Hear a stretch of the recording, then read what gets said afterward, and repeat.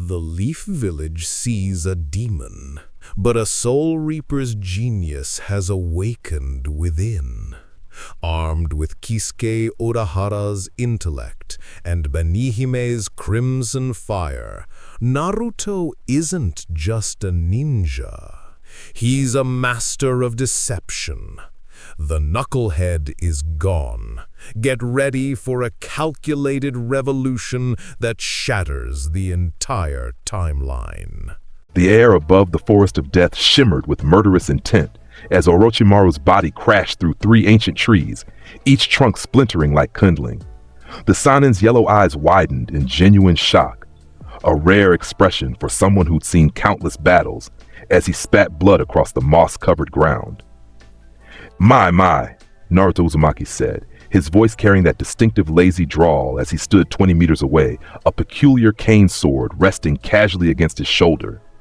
His shopkeeper's smile never wavered, but his gray eyes held an intensity that made even the snake Sanin hesitate. For someone with such a fearsome reputation, Orochimaru-san, you're rather fragile, aren't you? I barely tapped you with Benihime's knack.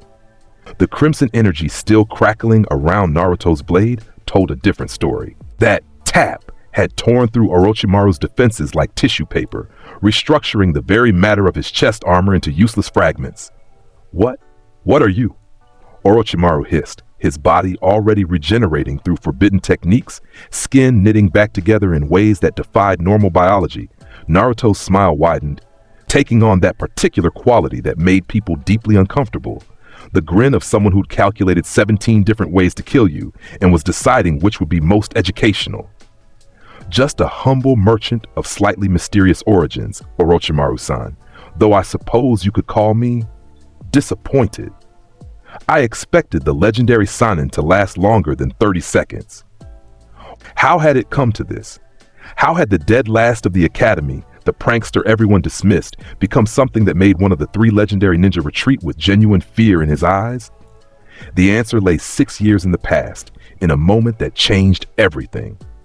Naruto Uzumaki had been 5 years old when he found it. Not reincarnation, not soul fusion, not divine intervention or random chance. No, what happened to Naruto was far stranger and infinitely more fitting for the bizarre world of shinobi. The Uzumaki clan had been seal masters without peer, their fuin jutsu reaching heights other villages could only dream of. But there was one seal they'd created that remained classified even in Konoha's most restricted archives, known only as the Hogyoku Protocol. A theoretical technique that was never meant to be used, the seal worked on a simple but devastating principle. It could reach across the boundaries between worlds, between realities themselves, and extract not a soul or a spirit, but pure knowledge, pure skill, pure capability. The Uzumaki had theorized that somewhere in the infinite multiverse, there existed versions of techniques, abilities, and power that transcended any single world's limitations. When the Kyuubi attacked Konoha, Minato Namikaze had done more than just seal the Nine Tails into his son. In those final moments, with his wife dying and his village burning, he'd made a desperate gamble. He'd layered the Hogyoku Protocol beneath the 8-trigram seal, programming it with a simple trigger: activate when the host reached their lowest point, when they needed power most desperately. For Naruto, that moment came on his 5th birthday. He'd been beaten again, not by other children, but by drunk civilians who saw only the demon fox. Left bleeding in an alley, young Naruto had whispered the words every abandoned child eventually speaks. I wish I was someone else, someone who could make them all pay attention. The seal responded. The Hogyoku Protocol tore through dimensional barriers, searching through infinite realities for something, anything that matched the criteria Minato had programmed: power beyond comprehension, intellect beyond genius, and the personality to wield both without losing one's humanity. It found Kisuke Urahara. Not the man himself, the protocol couldn't steal souls. Instead, it copied everything that made Kisuke who he was: his memories of techniques, his instinctive understanding of combat and strategy, his personality patterns, his speech rhythms, his way of thinking. The protocol downloaded centuries of experience, innovation, and power directly into Naruto's developing neural pathways. The pain had been indescribable. Naruto's 5-year-old mind suddenly contained the combat experience of someone who'd fought gods, the scientific knowledge of someone who'd invented miracles, and the strategic cunning of someone who'd manipulated events across dimensions. He'd scream for 3 hours straight. When he finally stopped, when his body finished adapting to the impossible influx of information, Naruto Uzumaki opened his eyes as someone fundamentally different. "Well now," he'd said, his voice carrying an inflection no 5-year-old should possess, "this is quite the unexpected development. Though I suppose I should thank whoever arranged this little arrangement. Very thoughtful of them." He'd stood up, ignoring his injuries with the casual indifference of someone who'd experienced far worse, and walked out of that alley with a new purpose. The knowledge in his head told him exactly what he was, exactly what he could become, and exactly how to get there. The first thing he did was laugh, not the bitter laugh of a broken child, but the amused chuckle of someone who just realized they'd been handed the keys to the kingdom. The second thing he did was start planning. By age 7, Naruto had already mastered the basics of his new abilities. The knowledge from Kisuke Urahara's world didn't translate perfectly to the Naruto universe. There was no Shinigami here, no Soul Society, no Hollows to fight. But the principles, the fundamental understanding of spiritual energy and its manipulation, that transferred beautifully. What the shinobi world called chakra was close enough to reishi and reiatsu that Naruto's new instincts could work with it. He couldn't create an exact replica of Benihime. Zanpakuto didn't exist here, but he could forge something close enough. Using his knowledge of Kisuke's inventions and his own surprising affinity for Fuinjutsu, inherited from both parents, though he didn't know that yet, Naruto created a weapon that mimicked Benihime's properties. It had taken him 6 months of secret work in an abandoned training ground, using money from his monthly stipend and materials he'd borrowed from various shops around Konoha. The resulting blade looked identical to Benihime, a shikomizu, a blade hidden within an unassuming cane. The crimson energy it channeled wasn't quite the same as the original's blood mist, but it accomplished the same purpose, restructuring matter at the molecular level. "Nake, Benihime," he'd whispered during that first successful test, and the blade had responded with a shriek of crimson power that carved a 3-meter trench in solid stone. He'd grinned, that particular Kisuke Urahara grin, the one that promised mischief and mayhem in equal measure. "Oh, this is going to be fun." The Sandaime Hokage had noticed the change in Naruto, of course. Hiruzen Sarutobi hadn't lived to old age by being unobservant. The boy who'd once been loud and attention-seeking had become quiet, calculating, almost mysterious. He still smiled, still laughed, but there was something different behind those eyes now, something old and knowing that no child should possess. "Naruto," Hiruzen had called him to the office one day, studying the 7-year-old with concern. "The academy instructors tell me you've been different lately. More focused, more capable. They say you comprehend things faster than anyone they've ever taught." Naruto had leaned back in his chair with a casualness that made the Hokage's eyebrow twitch. "Is that so? Well, Hokage Gigi, I suppose I just decided that being the class clown wasn't getting me anywhere interesting. Sometimes a person needs to reevaluate their priorities, wouldn't you say?" The way he spoke, the inflection, the casual merchant-like politeness, it reminded Hiruzen of someone, though he couldn't place who. "And this cane you've been carrying?" Hiruzen gestured to the innocent-looking walking stick Naruto never seemed to be without. "Oh, this?" Naruto tapped it against the floor with a smile that didn't reach his eyes. "Just a little project I've been working on. You know how it is. A boy needs hobbies, keeps the mind sharp and all that." Hiruzen had wanted to press further, but something in Naruto's expression warned him off. The boy wasn't hostile, wasn't dangerous to the village, but he was clearly keeping secrets. Important ones. In the end, the Hokage had decided to watch and wait. After all, Naruto was still loyal to Konoha, still training to be a shinobi, and his newfound competence was hardly a problem. If anything, it was a relief after years of worrying about the boy's future. What Hiruzen didn't know, what he couldn't know, was that Naruto's loyalty to Konoha was already conditional. The knowledge and personality of Kisuke Urahara had given him a perspective that most shinobi never achieved. He understood that villages, nations, and political structures were temporary.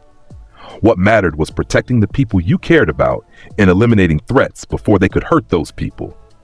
Naruto would be loyal to Konoha as long as Konoha earned that loyalty. The moment the village became a threat to what he valued, all bets were off.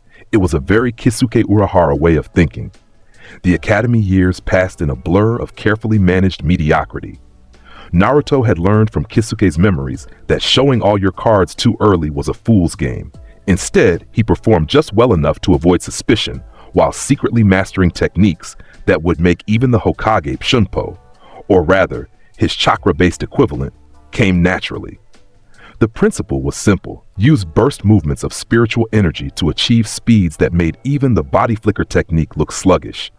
By age 9, Naruto could cross Konoha in seconds, his movements leaving only after images. Hakuda, the hand-to-hand combat style, integrated perfectly with the taijutsu taught at the academy. Naruto's instructors were baffled by how a student with no formal training outside class could move with such precision, such economy of motion. They attributed it to natural talent and left it at that.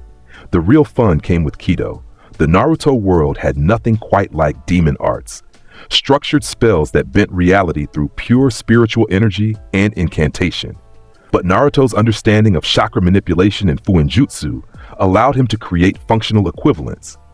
He couldn't replicate every Kido spell perfectly, but the important ones, those worked beautifully. Hado number 31, Shakaho, he'd whispered during a solo training session in the Forest of Death, extending his palm toward a massive boulder. Red energy gathered, compressed, and exploded outward in a ball of destructive force that vaporized the stone entirely. Bakudo number 61, Rikujo Koro, he tested next, and 6 rods of golden light slammed into a training dummy from 6 angles, completely immobilizing it. The rush of power was intoxicating, but Naruto kept his head. Kisuke's memories included plenty of cautionary tales about people who'd let power corrupt them. He would be different. He would be smart. His classmates barely registered his existence. Naruto had cultivated an image of the lazy, somewhat spacey student who showed up late with flimsy excuses and spent more time napping than paying attention. Only Iruka-sensei suspected there was more going on, but even the Chunin instructor couldn't imagine the truth. There was one student who paid attention, though: Hinata Hyuga. The shy heiress had noticed Naruto's transformation early on.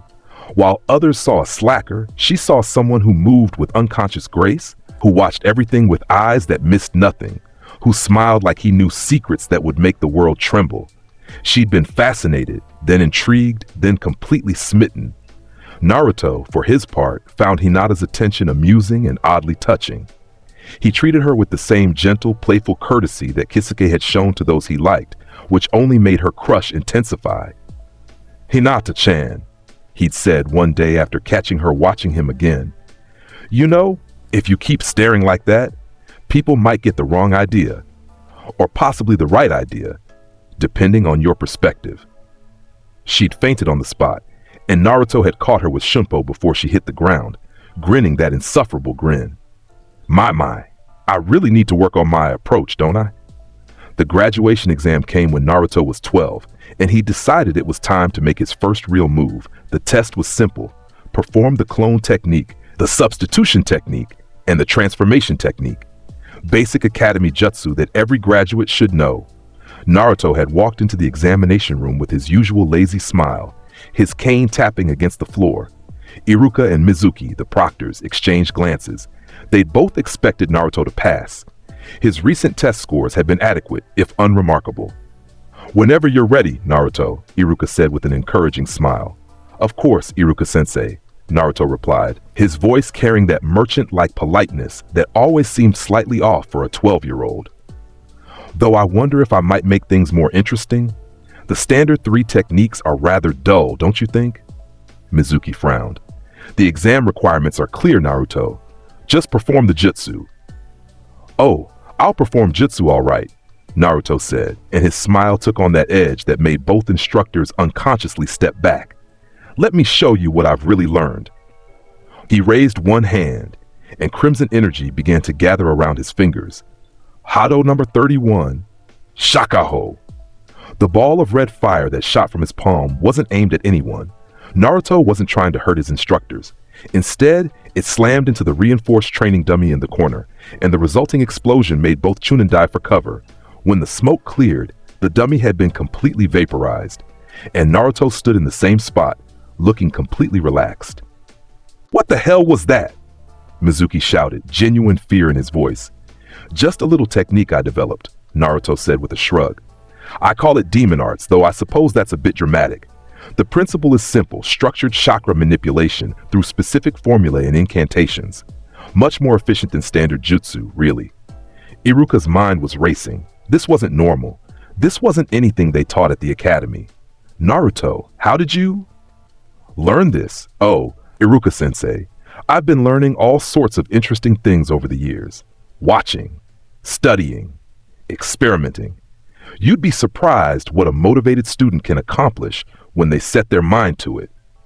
He tapped his cane against the floor, and suddenly he was behind Iruka, moving so fast that neither Chunin had seen him move. "For instance, did you know that with the right application of chakra, you can achieve speeds that make even Junin-level body flicker look slow? I call it shumpo, flash step, if you prefer a more literal translation."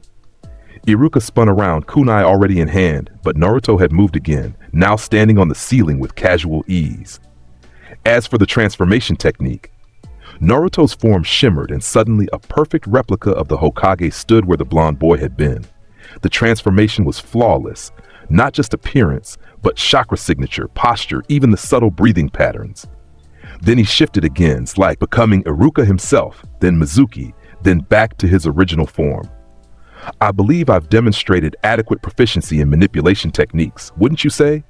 Mizuki's hand was moving toward a hidden weapon, his paranoia screaming that this kid was dangerous, too dangerous, needed to be eliminated before. "I wouldn't, Mizuki-sensei," Naruto said, his voice dropping the playful tone entirely.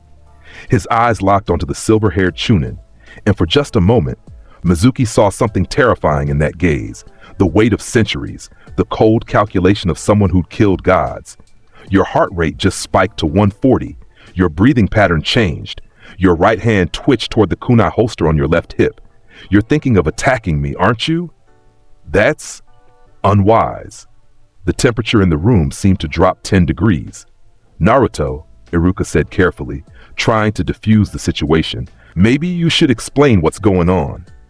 The tension broke as Naruto's smile returned, warm and playful again, as if the threatening moment had never happened. "Of course. I apologize for the dramatics, Iruka-sensei. I simply thought it was time to stop hiding my capabilities. After all, how can I properly protect Konoha if everyone thinks I'm useless?" He pulled out his hataye, the Konoha headband, and tied it around his forehead with practiced ease. "I assume this means I pass? Or do you need me to demonstrate more techniques? I've got quite the repertoire now." Iruka and Mizuki exchanged long glances. This was way above their pay grade. This was something the Hokage needed to know about immediately. You pass," Iruka said finally. "But Naruto, you're coming with me to see the Hokage. Right now." "I expected nothing less," Naruto said cheerfully, falling into step beside his former instructor. "Lead the way, Iruka-sensei. Though I should warn you, Hokage Gigi already knows I'm not quite normal. He's been watching me for years now." As they left, Mizuki stayed behind, his mind churning with dark thoughts. A weapon like that running around Konoha unsupervised? It wasn't natural. It wasn't safe. Maybe he should accelerate his plans, get that scroll, and Mizuki-sensei?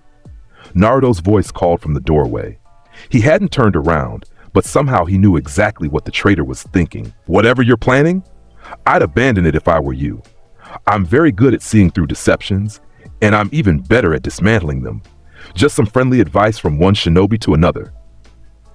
Then he was gone, leaving Mizuki pale and sweating. The meeting with the Hokage went about as well as expected. Hiruzen listened to Iruka's report with growing concern, then turned his aged eyes on Naruto. "You've been hiding your true capabilities," the Hokage said. It wasn't a question. "Only partially, Hokage-sama," Naruto replied, using the formal address for once. "I've shown enough to avoid suspicion while developing my skills in private. Surely you can appreciate the strategic value of keeping your true strength hidden until the optimal moment to reveal it? And why is now that optimal moment? Naruto's smile took on a sharp edge. Because someone in this village is planning to betray it, and I'd rather deal with that before it becomes a problem. Mizuki-sensei's been meeting with unknown contacts outside the village for 3 months now. His financial records show unexplained income, and his reaction when I demonstrated my abilities? Pure fear and hostility, not the surprise and concern a loyal instructor should show. Hiruzen's eyes narrowed. You've been investigating your own instructor? I've been investigating everyone, Hokage-sama. You live as long as I have. He paused, catching the slip, then smoothly continued. You develop certain instincts about people. Mizuki sets off every alarm bell I have. You're 12 years old, Naruto? Chronologically, perhaps, but I think we both know I'm not exactly a normal 12-year-old, am I? The Hokage studied him for a long moment, then sighed. No, I suppose you're not. Very well. I'll have Anbu investigate Mizuki. In the meantime, you'll be assigned to a Genin team as planned. Your abilities are unprecedented, Naruto. I'm not sure what to make of them.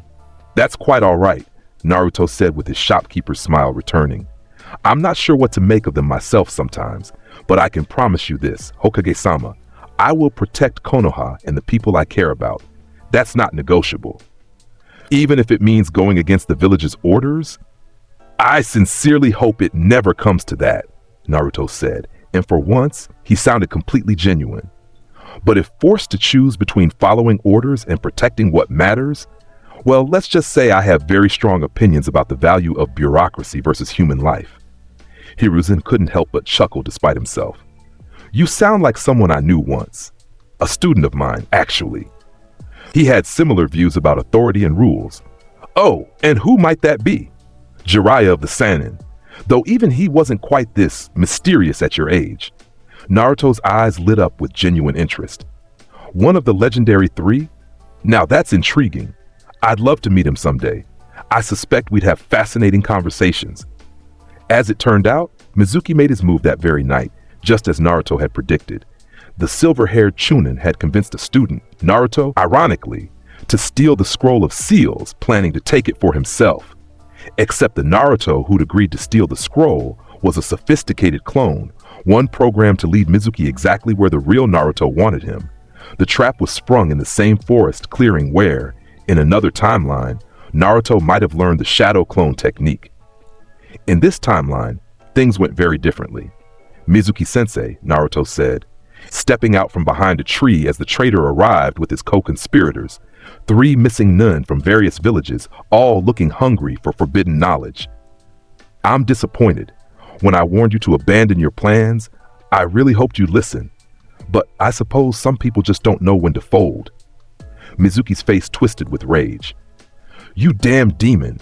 You think you're so smart, but you're nothing. Just a container for a monster. Ah, so you know about that, Naruto said, completely unruffled. Yes, I'm the Kyuubi's Jinchuriki. It's not exactly a secret to anyone with clearance. But see, here's what you're missing, Mizuki-sensei. Even if I was just a container, that would still make me far more dangerous than you could ever be. One of the missing nin, a burly man with a massive sword, laughed. Big words for a kid. Let's see if you can back them up. He charged, and Naruto's hand moved to Benihame's hilt. Knock, Benime. The blade sang free of its cane sheath, and crimson energy exploded outward in a wave. The missing nin's sword and his arms and a good portion of his chest simply ceased to exist in any recognizable form, restructured into a fine red mist that painted the clearing. The man's body hit the ground, dead before he realized what had happened.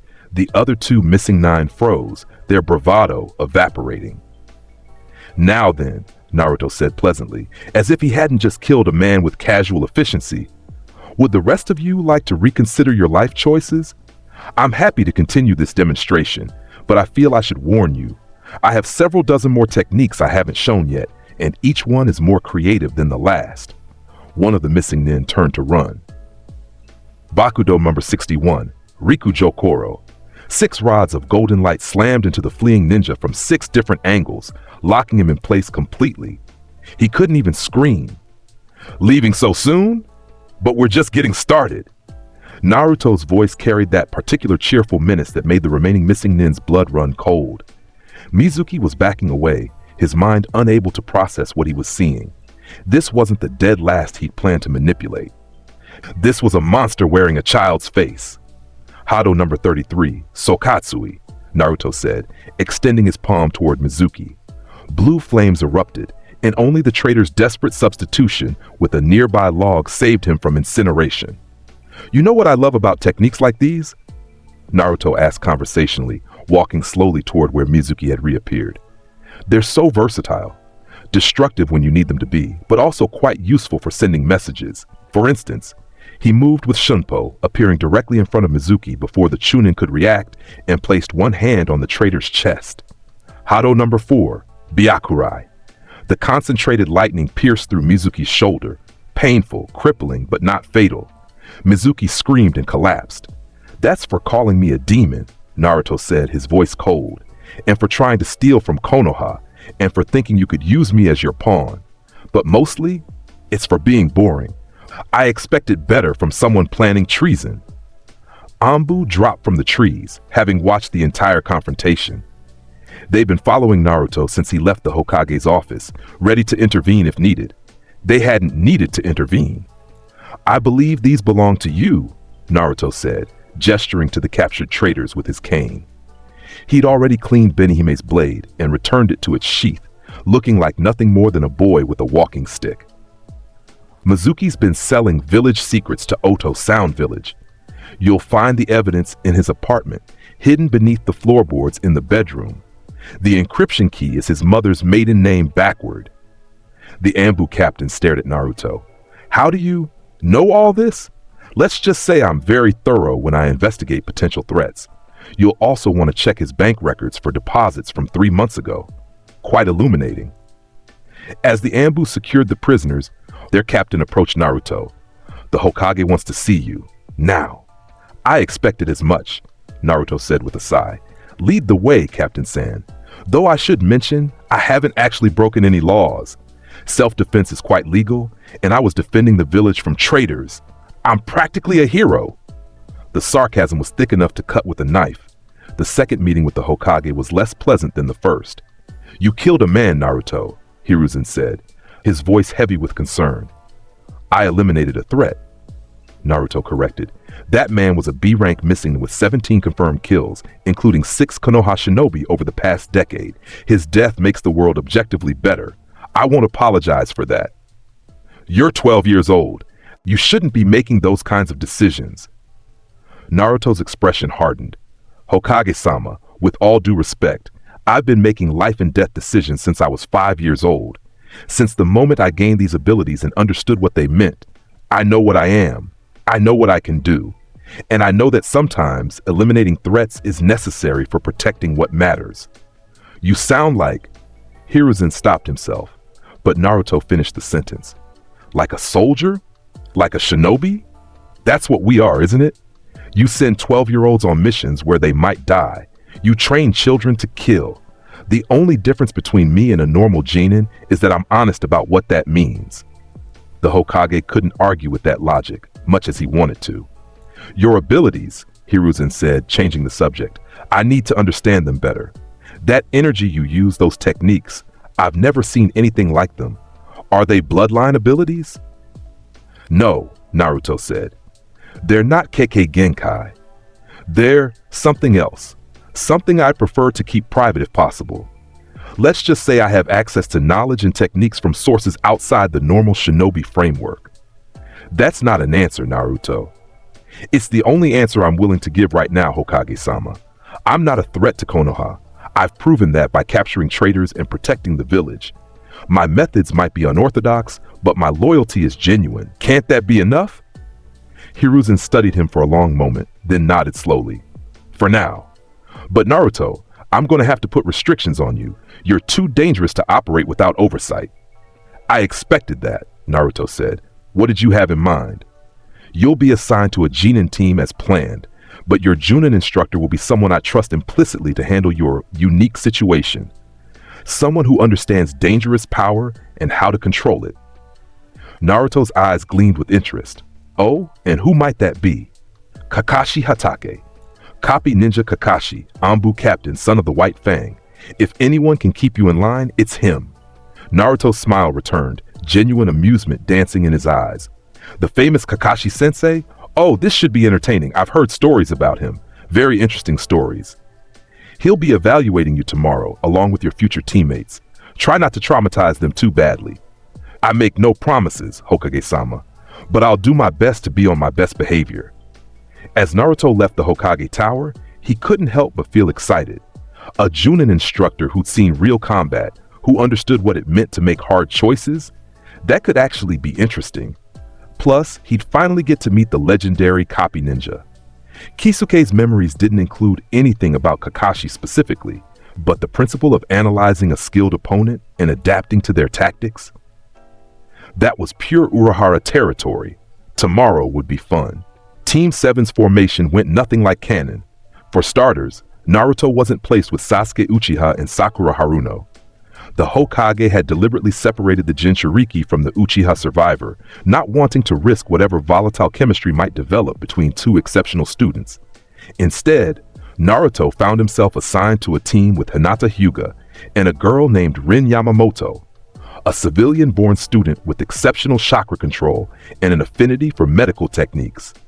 When the three Jonin met in the assigned training ground, Hinata immediately blushed and started fidgeting, while Rin studied Naruto with open curiosity. "So you're the mysterious Naruto everyone's talking about," Rin said bluntly.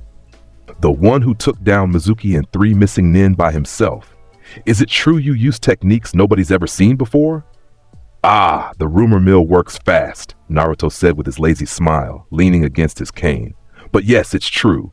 I have access to certain unique abilities, though I prefer to think of myself as just a humble student trying to get by." "Humble," Rin repeated flatly. "Right, and I'm the Hokage." Naruto laughed, genuinely delighted. "I like you already, Rin-chan. You're refreshingly direct. As for you, Hinata-chan," he turned to the blushing Hyuga, "it's good to see you again. Try not to faint this time, yes? We're teammates now, after all." Hinata managed a small nod, her face turning an even deeper shade of red. Their sensei arrived 30 minutes late, appearing in a swirl of leaves with a visible orange book in hand. Kakashi Hatake looked exactly like the report suggested. Silver hair defying gravity, one eye covered, mask hiding most of his face, and an aura of lazy competence. "Yo," Kakashi said, his visible eye curving in what might have been a smile. "My first impression of you three? You seem interesting. Meet me on the roof." Then he was gone in another body flicker. "Show off," Naruto muttered, but his eyes were gleaming with competitive interest.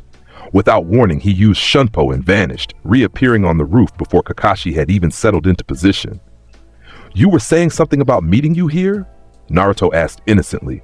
Kakashi's visible eye widened fractionally, the most shock he'd shown in years. "That wasn't a body flicker." "What was that?" "Trade secret, Kakashi-sensei. A magician never reveals his tricks and all that." Hinata and Rin arrived via the stairs moments later, Hinata panting slightly while Rin looked annoyed at having to climb. "Right," Kakashi said, recovering his composure and pulling out his book again. "Let's do introductions. Name, likes, dislikes, dreams for the future. The usual. You first, Blondie." "How rude, Kakashi-sensei. I have a name, you know." Naruto's tone was playful, but there was an edge to it. "I'm Naruto Uzumaki. What I like: learning new techniques, experimenting with seals, and occasionally causing minor chaos. What I dislike: people who underestimate others based on appearances, boring conversations, and traitors. Dreams for the future? Let's just say I intend to ensure certain people I care about stay safe by whatever means necessary." Kakashi studied him carefully. "Interesting answer. You, Hyuga." Hinata introduced herself with her usual shyness, mentioning her love of training and pressed flowers, her dislike of confrontation, and her dream of becoming stronger. Rin was equally straightforward, loved medical techniques and puzzles, disliked people who looked down on civilian-born ninja, dreamed of becoming a legendary medic nin. "Good," Kakashi said. "Now here's the thing. You three aren't actually Genin yet. Tomorrow, we'll have a survival exercise. The pass rate for this exercise is 33 cent, meaning 2 out of 3 teams fail and get sent back to the academy." "How dull," Naruto said, examining his fingernails with exaggerated boredom. Let me guess, some kind of test designed to see if we can work together as a team? Probably involving bells or some other token we need to steal from you? And the real lesson is about teamwork and cooperation. Kakashi's book slowly lowered. How did you? No. Please, Kakashi-sensei. It's the most obvious setup in the world. Create artificial scarcity. Not enough bells for everyone, or whatever the token is. Force the students to compete, then reveal that the true test was working together despite the apparent competition. It's a classic psychological manipulation technique. Effective on normal students, but rather transparent once you understand the framework. The Junin stared at him. You just ruined my entire test. Did I? Or did I just add an interesting new layer to it? Naruto's smile was all Kisuke Urahara now, that dangerous playfulness that promised chaos. After all, now you know that I know what you're really testing. The question becomes, will I act on that knowledge, or will I play along with the charade? And more importantly, will I share this information with my teammates, or will I let them struggle while I demonstrate my own superiority? Rin was staring at Naruto like he'd grown a second head. Hinata looked confused but fascinated. Kakashi, for his part, felt a headache forming. You're going to be trouble, aren't you? Oh, absolutely, Naruto agreed cheerfully. But the fun kind of trouble, the kind that keeps things interesting. Besides, Kakashi-sensei, I suspect you've been bored with normal Genin teams for years now. Aren't you at least a little curious to see what I can really do? Against his better judgment, Kakashi was curious, very curious. Fine, the Junin said, putting away his book with finality. Tomorrow, training ground 7, 5 a.m. Don't be late. Don't eat breakfast. You'll just throw up. And Naruto, I'm going to make this test interesting specifically for you. If you're as good as you think you are, prove it. I look forward to it, Naruto said, and the anticipation in his voice was genuine. The survival test the next morning was unlike anything Kakashi had run before. Normally, he'd test his students' ability to work together, to see past the obvious competition, and recognize their teammates as allies. It was a simple test, one he'd failed dozens of teams with, but Naruto had already deduced the test's true purpose, which meant the normal approach wouldn't work. So Kakashi had spent all night redesigning the exercise into something more challenging. Instead of bells, he'd created a scenario where all 3 students needed to survive against him for 3 hours. No stealing tokens, no tricks, just pure survival. Rules are simple, Kakashi explained, as the 3 Genin stood before him in the pre-dawn darkness. You 3 versus me. Survive for 3 hours, and you all pass. If I capture all 3 of you before time runs out, you all fail.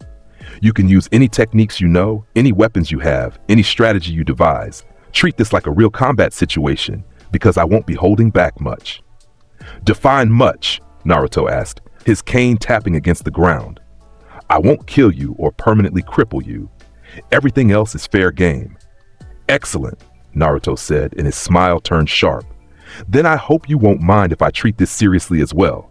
Hinata-chan, Rin-chan, I'd suggest you get behind me.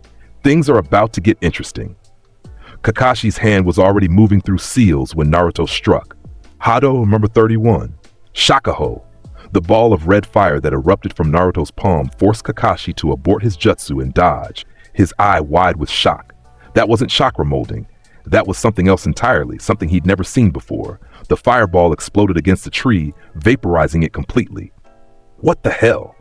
Kakashi muttered, then had to dodge again as Naruto followed up with another attack. Hado number 33, Sokatsui! Blue flames washed across the training ground, forcing Kakashi to use Kawarimi to escape. He reappeared 30 meters away, already analyzing what he'd seen. Those attacks weren't normal jutsu.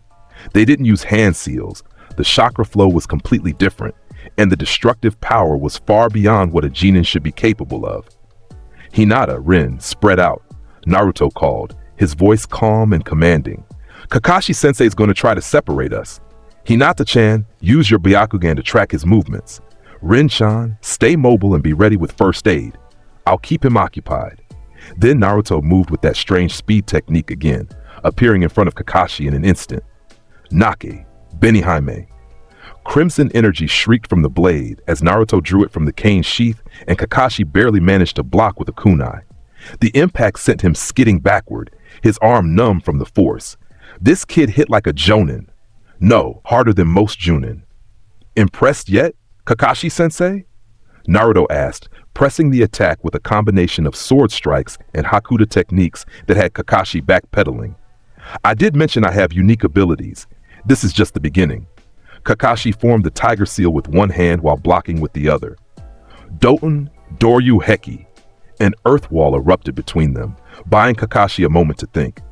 He'd faced thousands of opponents in his career, but this kid's fighting style was completely unfamiliar. The speed, the energy attacks, the strange sword, nothing matched any known bloodline or technique. Hinata, Naruto called. Where is he? Underground, Naruto-kun. Moving to your left. Thank you, Hinata-chan. You're wonderful as always. Naruto slammed Benihime's tip into the ground. Chikasumi no Tai! A crimson barrier erupted from the earth, and when Kakashi burst up from below with a lightning blade forming in his hand, the barrier didn't just block the attack, it restructured the jutsu itself, dissipating it completely. Kakashi stared at the red energy shield, his mind racing. That barrier hadn't just defended against his attack, it had actively broken down his chakra manipulation. How? Interesting technique, Kakashi-sensei, Naruto said conversationally, as if they weren't in the middle of combat. Lightning blade, also known as Raikiri, your signature assassination technique. Quite impressive chakra control required to maintain that level of concentration and penetrative power. However, he swung Benihime, and the barrier shifted into an offensive blast. Heiasobi, Benihime, Juzutsunagi! Crimson energy exploded outward in a wave, and Kakashi had to use Kamui, his Mangekyo Sharingan ability, to phase through part of it. Even then, the edge of the blast caught him, and he felt his flak jacket begin to disintegrate. He dropped the jacket immediately, retreating another 20 meters. That's the Sharingan, Naruto observed, his eyes locked on Kakashi's now exposed left eye. The copy wheel eye, capable of copying techniques, reading movements, and casting genjutsu. Though yours seems special, that's a Mangekyo pattern, isn't it? How fascinating. I didn't know you'd unlock that level. Kakashi's blood ran cold. This information was classified at the highest levels. How did a Genin know about Mangekyo Sharingan? Your information network is concerning, Kakashi said carefully. Oh, I don't have an information network, Naruto replied cheerfully. I'm just very observant and very good at extrapolating from available data. How your left eye is always covered. You're known as the copy ninja despite not being an Uchiha, and you just used a spatial manipulation technique that's not documented in any known jutsu list. The logical conclusion is Mangekyo Sharingan with space-time abilities. Am I wrong? He wasn't wrong, and that terrified Kakashi more than the combat abilities. Sensei, behind you! Rin shouted. Kakashi spun, but it was a feint. Naruto had used a clone as distraction while moving to intercept Kakashi's retreat path. Bakudo 61, Riku Jokoro. 6 rods of golden light slammed into Kakashi from 6 angles, and even with his enhanced reflexes, the Junin could only dodge 4 of them. 2 rods caught him, one through the shoulder and one through the thigh, pinning him in place. Interesting, Naruto mused, studying his immobilized sensei. I wondered if these would work on someone of your caliber. The binding strength seems adequate, though I imagine you could break free with enough effort. Shall we test that theory? Kakashi was indeed testing it, flooding his body with chakra to try and shatter the binding. The rods held, but he could feel them weakening. Hinata-chan? Naruto called. Come here, please. I want to show you something. The Hyuga girl approached nervously, her Byakugan active and focused on the bound Junin. See how his chakra is flowing? Naruto asked, pointing at Kakashi with Benihime. He's concentrating it at the points where the binding connects to his body, trying to overload the technique and shatter it. Clever approach, and it will work eventually. However, Bakudo 4, Hainawa. A rope of golden energy wrapped around Kakashi's arms, restricting his movement further. Layering bindings creates redundancy. Even if he breaks one, the others remain active. It's a simple principle, but effective. Kakashi had to admit, even through his frustration, this was an exceptional teaching moment. Naruto wasn't just fighting, he was explaining his techniques, helping his teammate learn. Nen Naruto-kun, Hinata said softly, shouldn't we help Sensei? Help him? Naruto tilted his head. Hinata-chan, he's our opponent in this exercise. Why would we help him? Because he's testing us to see if we'll work together. And not just fight? Ah, but we are working together, Naruto pointed out. You're providing reconnaissance with your Byakugan, Rinshan's ready with medical support if needed, and I'm handling the direct combat. We're functioning as a perfect three-person cell, each playing to our strengths. The test is survival, and we're surviving quite well. Kakashi would have smiled if he wasn't currently bound by strange energy constructs he couldn't properly analyze. The kid had a point. They were demonstrating excellent teamwork, just not in the way Kakashi had expected. With a surge of chakra, Kakashi finally shattered the bindings and leaped back, already forming seals. Kadon, Gokakyu no Jutsu! A massive fireball roared toward the three genin, and Naruto calmly stepped forward. Chikasumi no Tate! The crimson barrier absorbed the fireball completely, the flames dissipating against the restructuring energy. Fire release techniques won't work on Benihime's defensive applications, Naruto explained to his teammates. The barrier breaks down incoming chakra constructs at the molecular level, quite useful against elemental jutsu. Kakashi was beginning to understand why the Hokage had been so concerned about this kid. These abilities weren't just powerful, they operated on completely different principles from normal ninja techniques. It was like fighting someone from an entirely different world. The 3-hour mark came with Kakashi no closer to capturing the genin than he'd been at the start. In fact, he'd been put on the defensive multiple times, forced to use techniques he normally reserved for A-rank threats. Time's up, Naruto announced, checking a pocket watch with exaggerated satisfaction. I believe that means we pass. Yes, Kakashi-sensei. Kakashi dispelled his latest clone and appeared on a nearby tree branch, looking only slightly winded. You pass, all three of you. Hinata, your reconnaissance and support were exemplary. Rin, your chakra conservation and positioning were smart. And Naruto, he paused, trying to find the right words. You're a monster. A polite, cheerful monster who just fought a Junin to a standstill. What are you? Just a humble genin trying to get by, Naruto said with that insufferable smile. Though I appreciate the compliment, Kakashi-sensei, you were quite challenging yourself. That Kamui ability is particularly tricky. I had to adjust my attack pattern several times to account for the spatial distortion. You shouldn't even know that name, Kakashi muttered. Probably not, Naruto agreed. But here we are anyway. So, what's our first mission, Sensei? I hope it's something more interesting than chasing cats. It wasn't more interesting than chasing cats. For the next 3 weeks, Team 7 did exactly the kind of mind-numbing D-rank missions that every genin team suffered through. Catching the fire daimyo's wife's cat, Tora, who Naruto paralyzed with a minor bakudo before it could run, weeding gardens, which Naruto completed in minutes using precise kido to vaporize the weeds without harming the plants, and babysitting. The children behaved perfectly after Naruto demonstrated a magic trick that involved making a tree disappear. The missions were completed with ruthless efficiency, and Kakashi found himself filing mission reports that read like fever dreams. D-rank mission, capture Tora the cat. Time to completion 4 minutes. Method, Genin Naruto used unknown binding technique to immobilize the target. No complications. Client satisfied but confused. After 3 weeks of this, Kakashi finally convinced the Hokage to assign them a C rank. The wave mission began exactly like canon. Protect the bridge builder, Tazuna, on his journey home. What happened after that bore no resemblance to the original timeline. The Demon Brothers attacked on the road to Wave, just as they had in the other timeline. Their chain weapon assault came from hiding, aimed to bisect Kakashi and terrorize the genin. Naruto was drinking tea from a portable cup when the attack came. He didn't even look up. Bakudo number 8, Seiki. A small round shield of blue energy appeared, and the chain weapon rebounded off it with a clang that made the Demon Brothers stagger. Really? Naruto asked, finally looking at the attackers. Ambush tactics are so pedestrian. If you're going to attack, at least make it interesting. The Demon Brothers charged, thinking they could overwhelm a genin with direct assault. They were wrong. Hado number 1, Sho. The concussive force blast hit both brothers simultaneously, sending them flying backward into the trees. Before they could recover, Naruto had moved with Shunpo and placed Benihaime's tip against each of their throats. Now then, he said pleasantly, let's have a conversation about who hired you.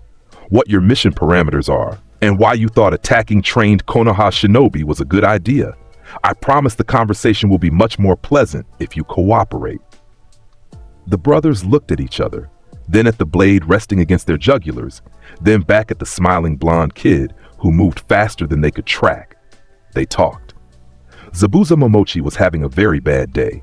First, the demon brothers had been captured within minutes of engaging the target.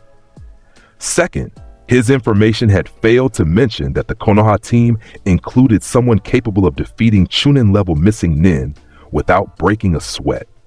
Third, and most concerning, the blonde kid with the cane was now standing in the middle of the bridge, looking directly at Zabuza's hiding spot in the mist. "You know," the kid said conversationally, "hidden mist technique is quite clever. Reduces visibility, makes tracking difficult, creates psychological pressure, very effective against most opponents. Unfortunately for you, I don't rely on sight to track opponents." "How could he possibly?"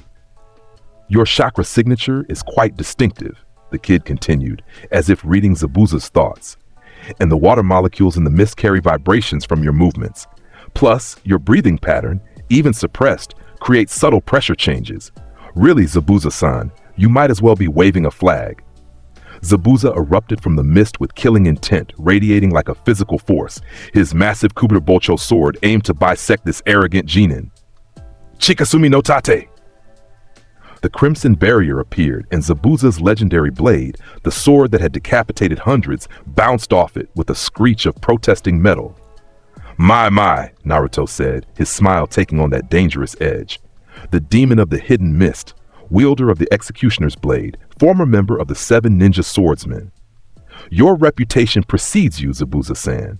Though I have to say, I'm a bit disappointed. Surely you can do better than a straightforward assault?" Zabuza leaped back, already analyzing this unexpected opponent.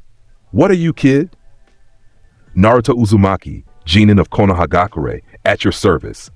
Though if we're trading introductions, I should mention I'm also quite proficient in approximately 73 different combat techniques, several dozen binding spells, and I've recently been experimenting with spatial manipulation. Just so you know what you're up against." "Hinata, Rin, protect Tazuna," Kakashi ordered, his Sharingan already uncovered. "I'll handle." "With all due respect, Kakashi-sensei," Naruto interrupted, "I'd like to try handling this myself. Consider it field training. Besides, I've been wanting to test some of my more advanced techniques against a proper opponent."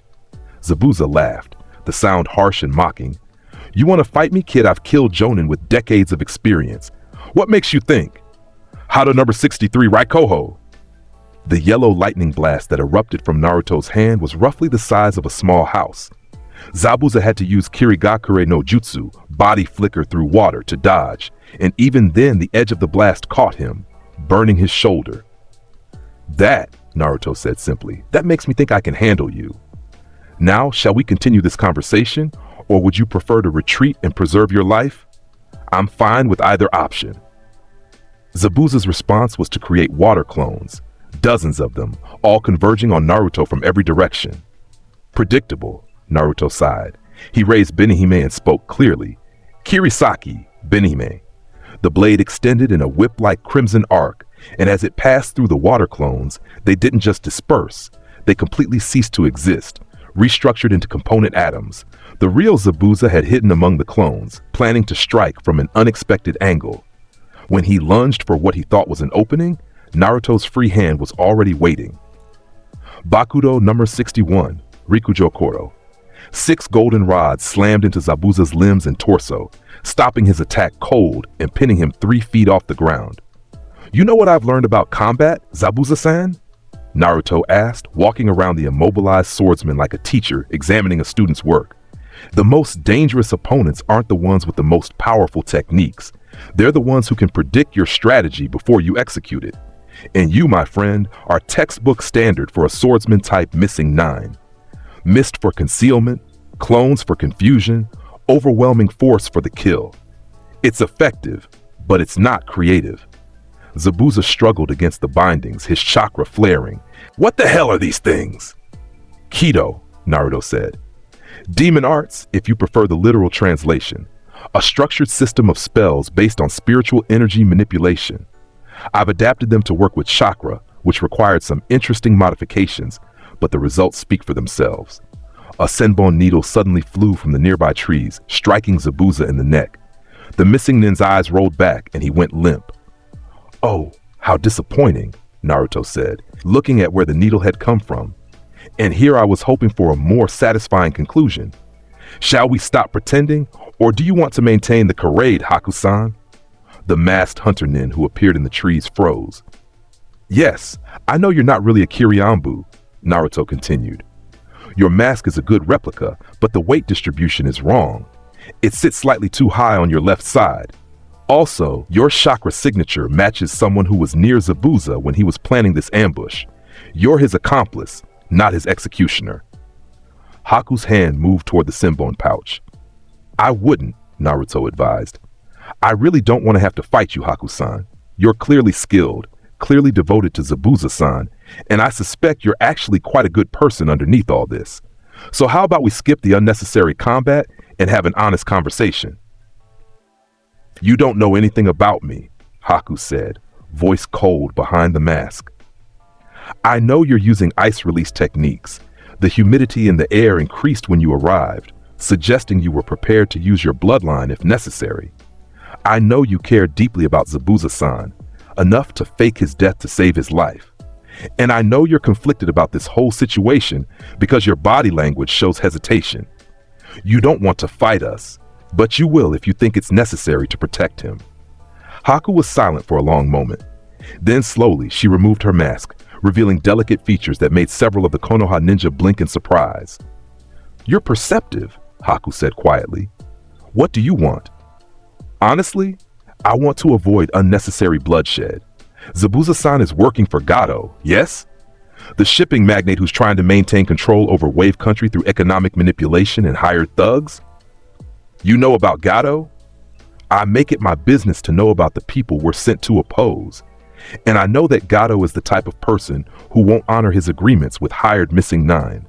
He'll try to betray you once his bridge builder problem is resolved. Probably with an army of thugs, thinking that overwhelming numbers can compensate for lack of skill." Haku's eyes narrowed. "How do you know that?" "Because it's what people like Gato always do.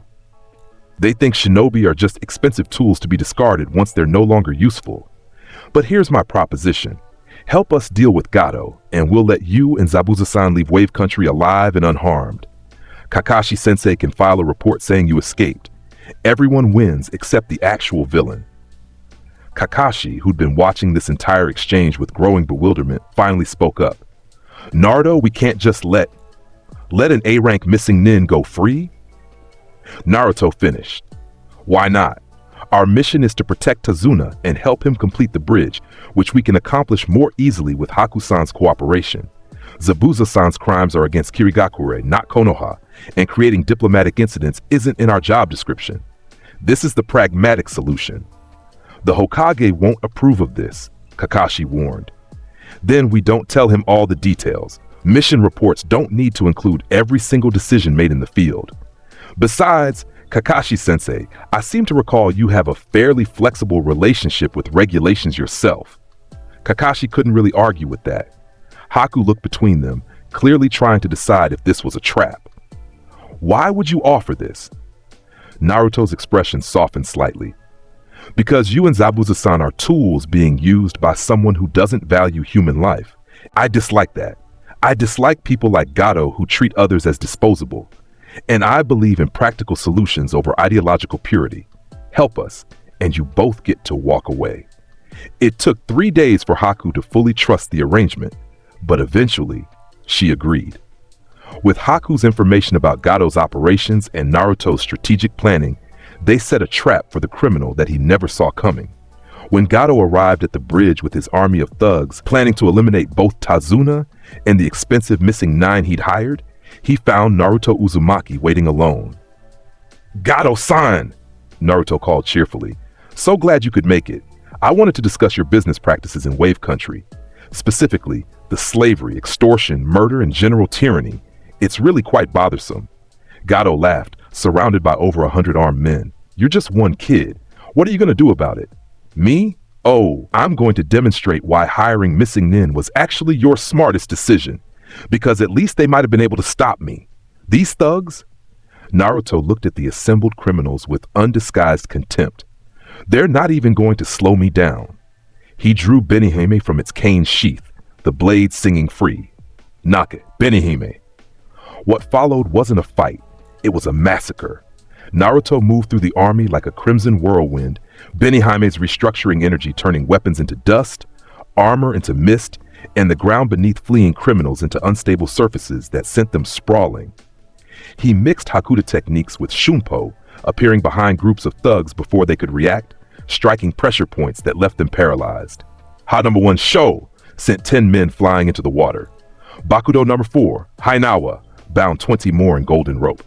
Tsukiyubi, Benihime, created a crimson blast that reshaped the stone bridge itself, creating barriers that trapped fleeing criminals. Within 10 minutes, Gado's entire army lay defeated, groaning on the ground or unconscious in the water. Not a single one had been killed. Naruto had been very precise about that. But they were thoroughly incapacitated. Gado himself stood frozen in terror as Naruto approached, Benihime resting casually on his shoulder.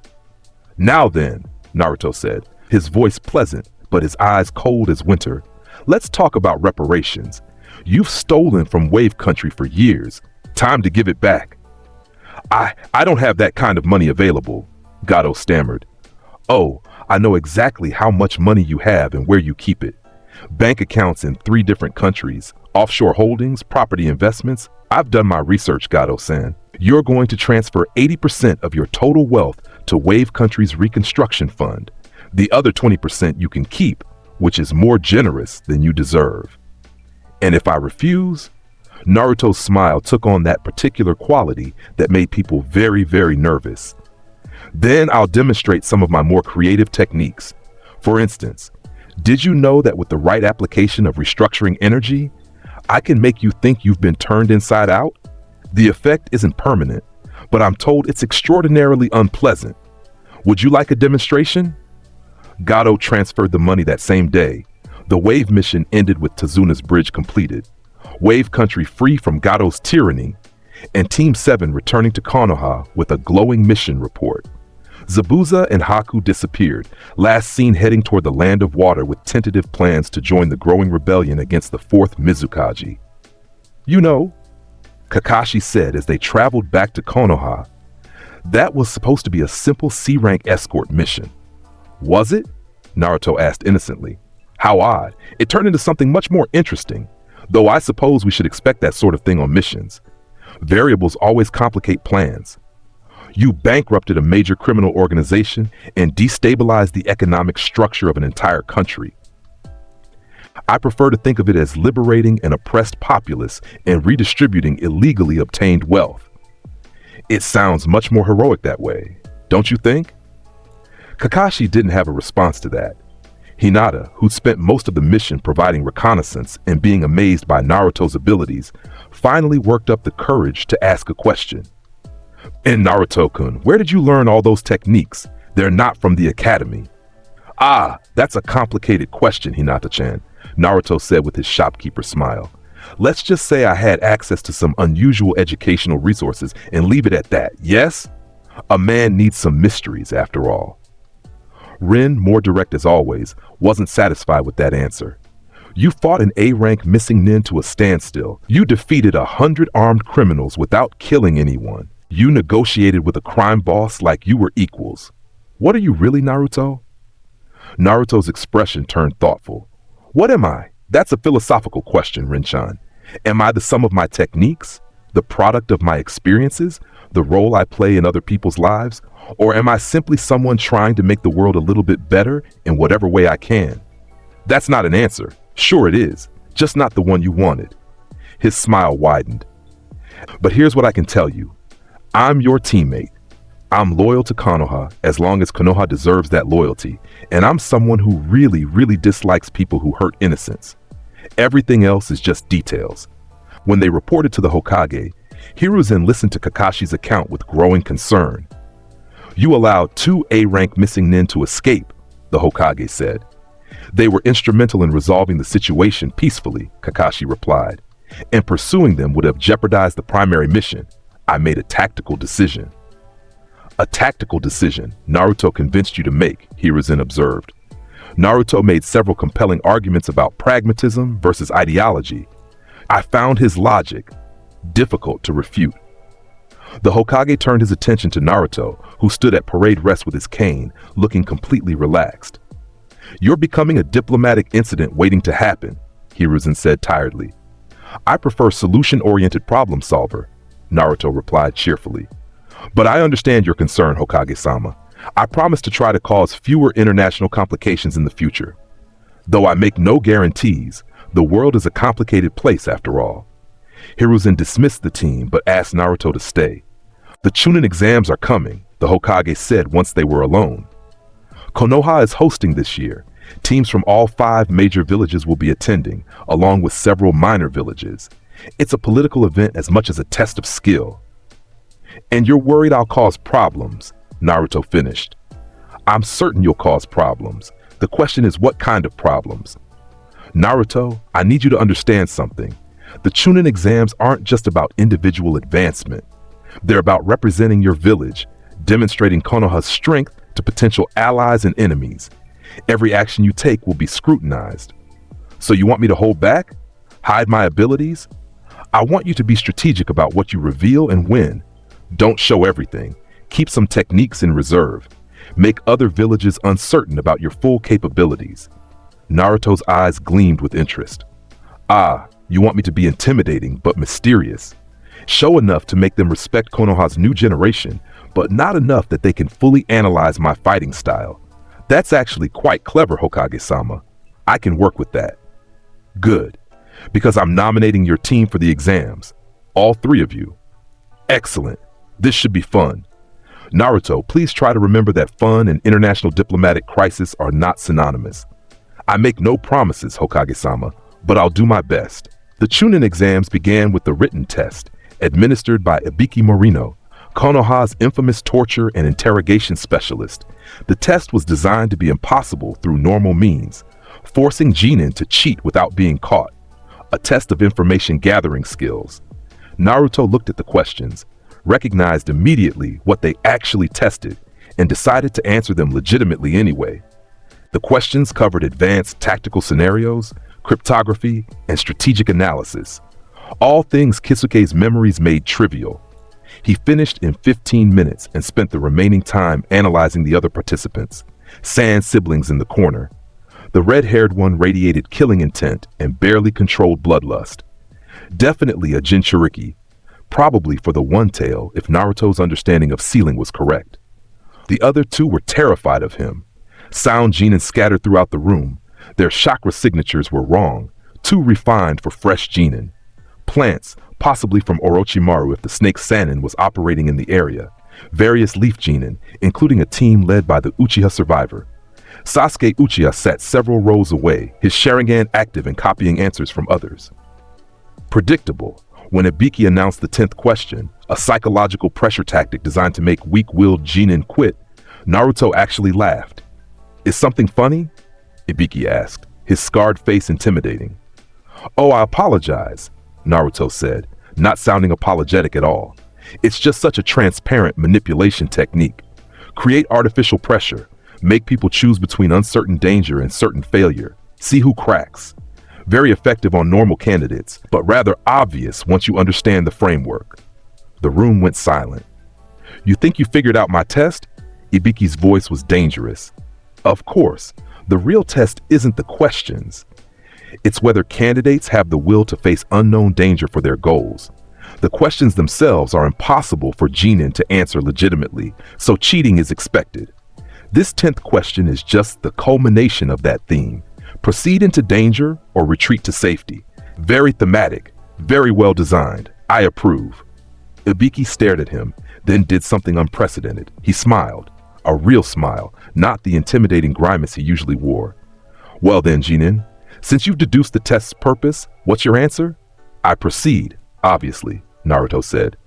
Unknown danger is just an opportunity for learning after all, though I appreciate you asking. The second exam took place in the Forest of Death, A 44-kilometer training ground filled with deadly flora, fauna, and other genin teams competing for scrolls. The proctor, Anko Mitarashi, explained the rules. Survive 5 days, reach the central tower with both an Earth Scroll and Heaven Scroll. Teams could steal scrolls from each other. Death was a definite possibility. This is going to be fun, Anko declared with manic enthusiasm. Half of you probably won't survive. Let's see what you're made of. Naruto raised his hand. What? Anko snapped. Just wanted to confirm.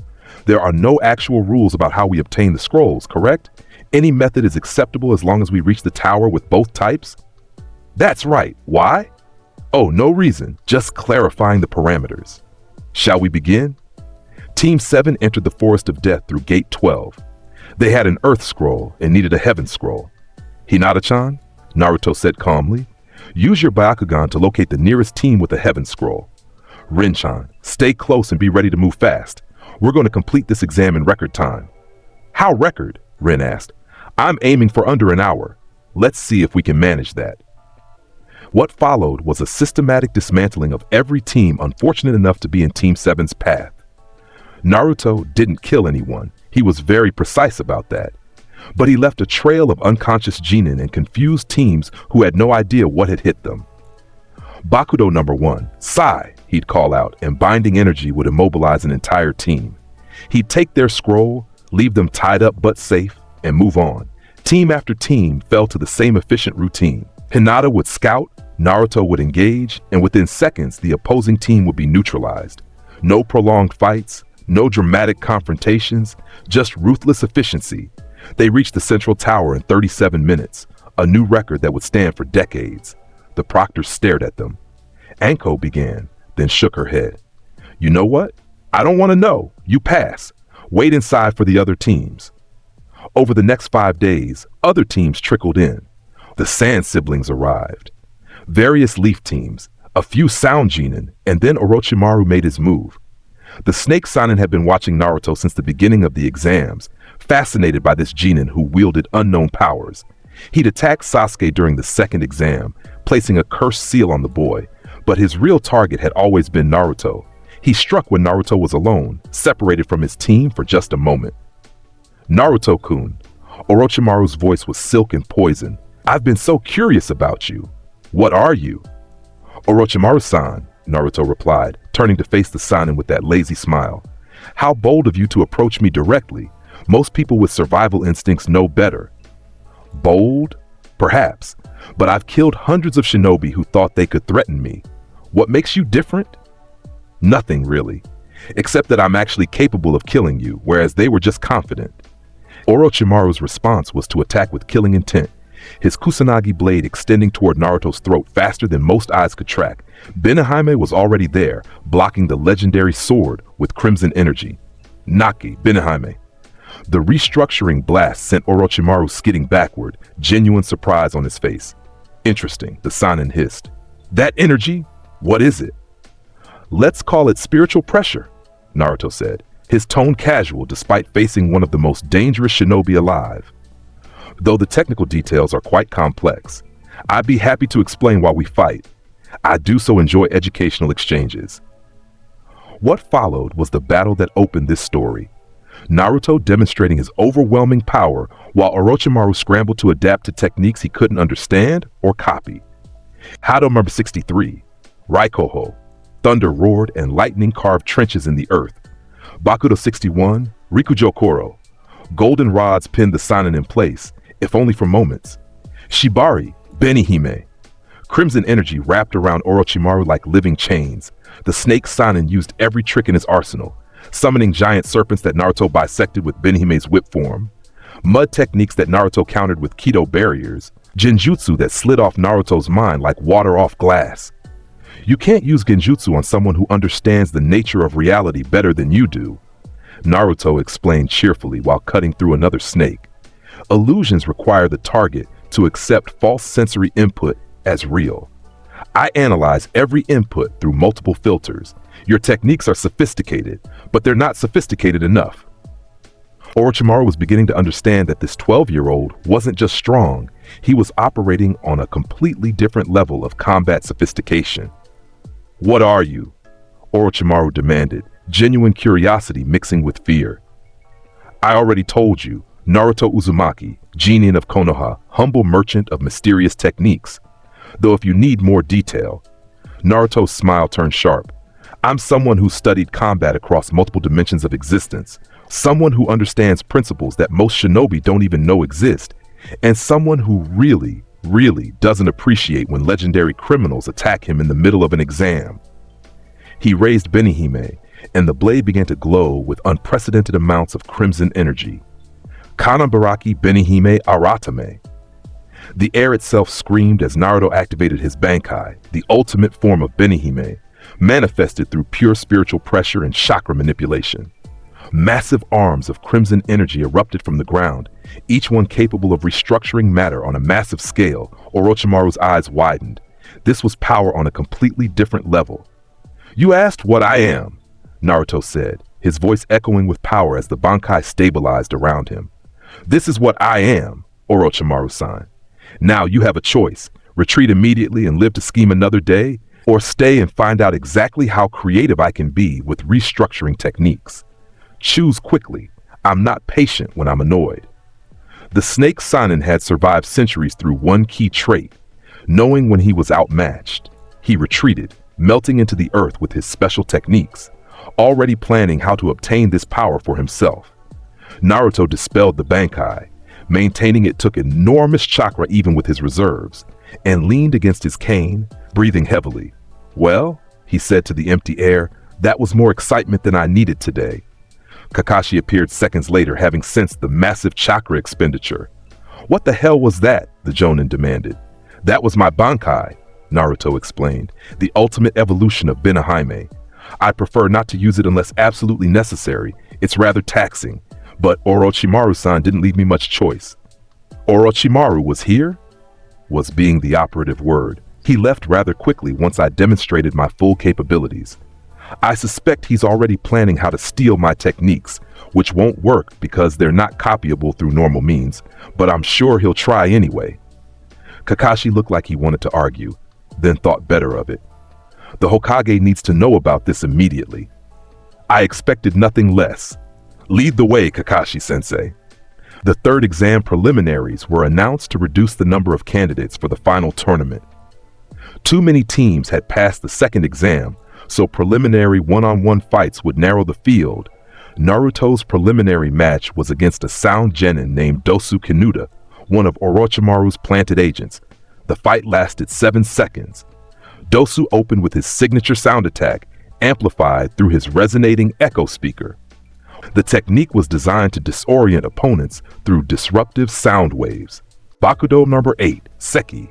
The blue barrier deflected the sound attack completely. Hado number 1, Sho. The concussive blast sent Dosu flying into the arena wall, where he slumped unconscious. Winner, Naruto Uzumaki, Hayate Gecko announced, coughing slightly. The other participants stared in shock. The sound genin had been eliminated before most people had even registered the match had started. That was boring, Naruto complained to Kakashi. I was hoping for someone who could at least make me try. His wish would be granted in the final tournament. The month between preliminaries and finals was training time for most participants. Naruto spent it refining his techniques, experimenting with new Kido applications, and generally preparing for what he knew would be Orochimaru's invasion of Konoha during the finals. He deduced the plan weeks ago. The Sound and Sand villages were allied with Orochimaru, planning to attack during the tournament when Konoha's forces were dispersed and distracted. The fourth Kazekage had probably already been killed and replaced by Orochimaru in disguise. It was a decent plan, actually. Multi-pronged attack, political cover through the exams, chaos and confusion. Under normal circumstances, it might even have worked. Unfortunately for Orochimaru, Naruto wasn't normal circumstances. He spent his preparation time doing something unexpected, creating countermeasures for the entire invasion plan. Using his knowledge of Fuinjutsu and Kido principles, Naruto designed a series of seals that could be placed throughout Konoha. When activated, they would create barriers that would contain the invasion forces, prevent summoning techniques, and alert Konoha's shinobi to attack points. Hokage-sama, Naruto said during a private meeting, I have concerns about the upcoming finals. Only concerns? Hiruzen asked dryly. I assumed you'd have full intelligence on whatever disaster is coming. Well, yes, actually. Orochimaru is planning to invade Konoha during the finals. He's allied with Sound and Sand. He's probably killed the Kazekage and is impersonating him, and the attack will likely involve summoning techniques and large-scale chaos. But I've designed countermeasures that should help. Hiruzen stared at him. You're certain about this? 97% certain. The pattern matches Orochimaru-san's standard operating procedures, elaborate planning, multiple contingencies, dramatic timing. Though I suppose there's a small chance I'm wrong and we'll just have a nice, peaceful tournament.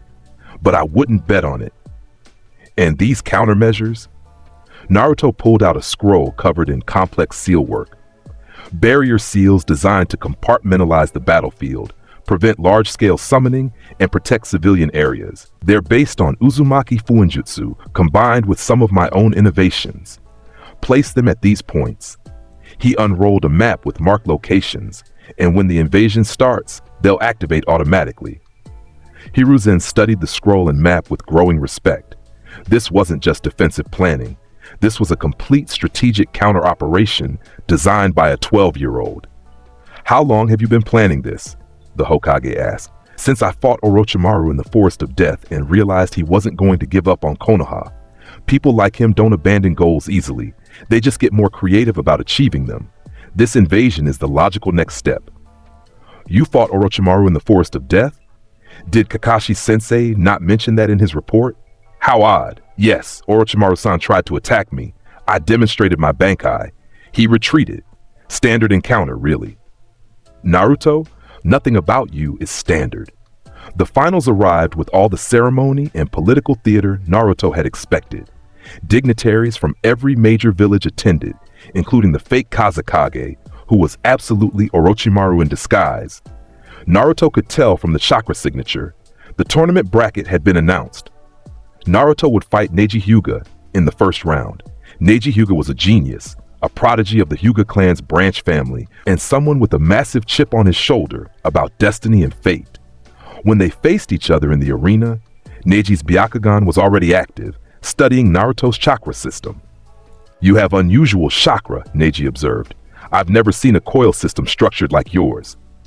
I'm a unique individual, Naruto replied with his shopkeeper smile. But I understand you have some interesting beliefs about fate and Neji-san. Care to share? Fate is absolute, Neji said coldly. The weak are born weak, the strong are born strong. You cannot escape what you are. How boring, Naruto said, his smile fading. And how convenient for you to believe that, considering you were born into a clan with a powerful bloodline. Tell me, Neji-san, if fate is absolute, why bother training at all? Why compete in these exams? If everything is predetermined, your actions are meaningless. My fate is to prove the branch family's strength despite the main family's oppression. Ah, so fate is absolute except when it's convenient for your personal narrative. How very philosophical of you. Neji attacked, his gentle fist style aiming for Naruto's chakra points with precision that would make most shonen jealous. Bakudo number 39, Enkosen. A circular shield of golden energy blocked every strike, the chakra point blocking techniques simply unable to penetrate the barrier. The thing about fate, Neji-san, Naruto said conversationally while blocking, is that it's just another word for things I haven't figured out how to change yet. Watch closely. I'm going to teach you something important. He moved with Shunpo, appearing behind Neji faster than the Byakugan could track. Bakudo number 61, 6 golden rods pinned Neji in place, completely immobilizing the genius. Fate says you should be helpless right now, Naruto continued. Fate says someone with the Hyuga's all-seeing eyes shouldn't be caught off guard. Fate says a branch family member can't surpass the main family. But you know what? Fate can be changed, Neji-san. It just requires you to stop accepting limitations and start creating your own path. He released the binding and stepped back. I could end this match right now. I could demonstrate a dozen techniques that would render your gentle fist completely ineffective. But that wouldn't teach you anything. So instead, I'm going to give you a choice. Continue fighting and learn that your beliefs about fate are wrong, or surrender and continue living in your comfortable delusion. Either way, I win this match. The only question is what you learn from it. Neji stood frozen, his worldview cracking. How can you move faster than my Byakugan can see? He asked quietly. Because I use techniques based on principles you don't understand yet. Your Byakugan is remarkable, Neji-san, but it's not omniscient. It can be surpassed, outmaneuvered, countered, just like fate itself can be overcome with sufficient effort and understanding. For a long moment, Neji didn't move. Then slowly he deactivated his Byakugan and straightened. I surrender, he said. I want to understand what you just showed me. The crowd erupted in confused murmurs. Why would a Hyuga genius surrender when he could still fight? But Naruto understood. Neji hadn't surrendered the match, he'd surrendered his rigid beliefs about fate. That was far more important. Good choice, Naruto said with genuine approval. Come find me after all this is over, and I'll explain some things about chakra manipulation that your clan might not teach. Consider it payment for being a worthy opponent. As Neji left the arena, Hiruzen leaned toward the Kazekage in the viewing box. That boy is remarkable, the Hokage observed. Indeed, Orochimaru replied in the Kazekage's voice. Almost too remarkable. I wonder what other surprises he has prepared? You have no idea, Naruto thought, sensing the conversation through the seals he'd placed throughout the stadium. The invasion would start soon. He could feel it building, like pressure before a storm. Several matches passed. Sasuke fought and won through his cursed seal enhancement, much to Kakashi's concern. Shikamaru demonstrated his intelligence against Temari. The Sand siblings' youngest, Kankuro, won through puppet techniques. Then came the match between Sasuke and Gaara, the one-tailed Jinchuriki. And right on schedule, the invasion began. Feathers began to fall from the sky, a mass genjutsu designed to put the audience to sleep. Sound and sand forces appeared throughout Konoha, engaging surprise defenders. Orochimaru dropped his Kazekage disguise and attempted to summon the first and second Hokage to fight the third, just like in the original timeline. Except this time when he bit his thumb and slammed his hand down to summon the dead Hokage, nothing happened. What? Orochimaru hissed, trying again. Still nothing. Oh, did your technique fail? Naruto's voice called from behind him. How disappointing. Though I suppose I should mention, I placed seals throughout Konoha specifically to disrupt summoning techniques during the invasion. I call it the Hogyoku Containment Array. Quite effective, don't you think? Orochimaru spun to find Naruto standing on the roof of the Hokage viewing box, Benihime already drawn. You, the Sannin snarled. How did you know? About the invasion? Please, Orochimaru-san. You're predictable. Brilliant, dangerous, and remarkably skilled, but predictable in your strategic patterns. Did you really think I wouldn't notice the fake Kazekage? The sound forces positioning themselves around Konoha? The timing of the tournament finals? I've been preparing for this for weeks. Throughout Konoha, Naruto's barrier seals activated. Invasion forces found themselves trapped in contained areas, unable to summon reinforcements or spread chaos beyond designated zones. Konoha's Anbu and Jonin forces, alerted by the seals, responded with coordinated efficiency. What should have been a devastating surprise attack turned into a manageable containment operation. Impossible, Orochimaru breathed. Unlikely, perhaps. Naruto corrected. But not impossible. Never impossible. Now then, shall we finish what we started in the Forest of Death? I believe we were interrupted before I could properly demonstrate my capabilities. The battle that erupted atop the Hokage monument would be talked about for decades. Naruto versus Orochimaru, Genin versus Sannin, unknown techniques versus legendary jutsu, Hadouken 63, Raikoho, thunder and lightning carved canyons in the stone monument, Hado number 73, Soren Sokatsui. Twin blue flames forced Orochimaru to use substitution repeatedly. Nake, Benihime. Crimson restructuring energy turned the Snake Sannin's defenses into mist. Orochimaru fought back with everything he had, summoning giant serpents that appeared from spaces between dimensions where the seals couldn't reach, using forbidden techniques that would have killed most Jonin, deploying poisons that could melt flesh. None of it was enough. You're strong, Orochimaru-san, Naruto admitted, deflecting a sword strike with Benihime, probably one of the strongest shinobi alive. But you're fighting someone who understands principles you've never even conceptualized. It's not a fair fight. Then show me, Orochimaru demanded, his sanity fraying at the edges. Show me this power. Demonstrate these principles. As you wish. Kanonbiraki Benihime Aratame. The Bankai erupted, massive crimson arms of restructuring energy tearing through reality itself. Each arm could reshape matter, heal injuries, attack from any angle. The sheer presence of the Bankai made the air heavy, like breathing water.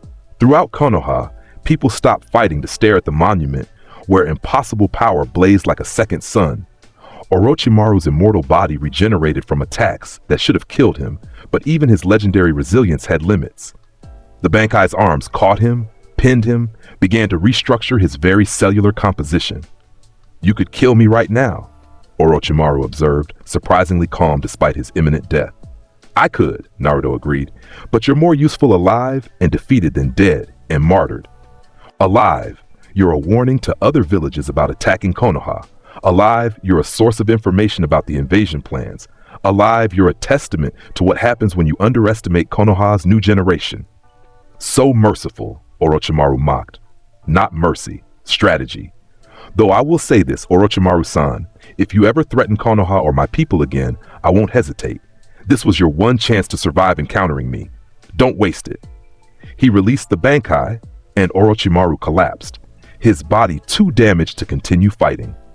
Anbu moved in to secure the legendary criminal, sealing him with specialized techniques designed for S-rank threats. The invasion was over. Total Konoha casualties, 37 injured, 0 dead. The containment seals had worked perfectly. The invasion forces had been captured or driven off, and Orochimaru himself was in custody. It should have been a disaster. Instead, it had been a tactical victory, all because one genin had planned ahead. The aftermath of the invasion was chaotic. Diplomats scrambled to explain what had happened. The Sand Village claimed they'd been manipulated by Orochimaru and had acted without proper authority. The Sound Village simply disappeared, its forces scattering. Hiruzen Sarutobi stood in his office, looking at the 12-year-old who just saved his village. You orchestrated the entire defense, the Hokage said. It wasn't a question. I provided the tools, Naruto corrected. Your forces executed the actual defense. I just made sure they had the advantage. Naruto, do you understand what you've done? You've changed the entire political landscape. Other villages will see Konoha as having access to unprecedented defensive capabilities. They'll want to know how we contained an invasion so effectively. They'll want to know about you. Let them wonder, Naruto said with his lazy smile. Uncertainty is a more effective deterrent than knowledge. If they don't know my capabilities' limits, they'll assume I'm more dangerous than I actually am. And are there limits to your capabilities? Of course, I'm powerful, Hokage-sama, but I'm not invincible. I can be surprised, outmaneuvered, defeated. I just make sure that defeating me requires more effort than most opponents are willing to invest. Hiruzen studied him for a long moment. What do you want, Naruto? What's your goal in all this? I want to protect the people I care about, Naruto said simply. I want to ensure Konoha remains safe. I want to prevent unnecessary conflicts through overwhelming deterrence. And I want to maybe someday understand why I was given these abilities and what I'm supposed to do with them. You don't know where your powers come from? I know the mechanism, the Hogyoku protocol, a seal my father created. But I don't know why it chose the specific abilities it did. Why these techniques? Why this personality overlay? Why make me into this? He gestured to himself. There's a purpose here, and I'd like to understand it. For the first time, Hiruzen saw past the confident exterior to the confused child underneath. Naruto was powerful, brilliant, and strategic, but he was also lost in some fundamental way. Perhaps, the Hokage said gently, the purpose is simply to protect those you care about. Perhaps everything else is just details. Naruto's smile turned genuine.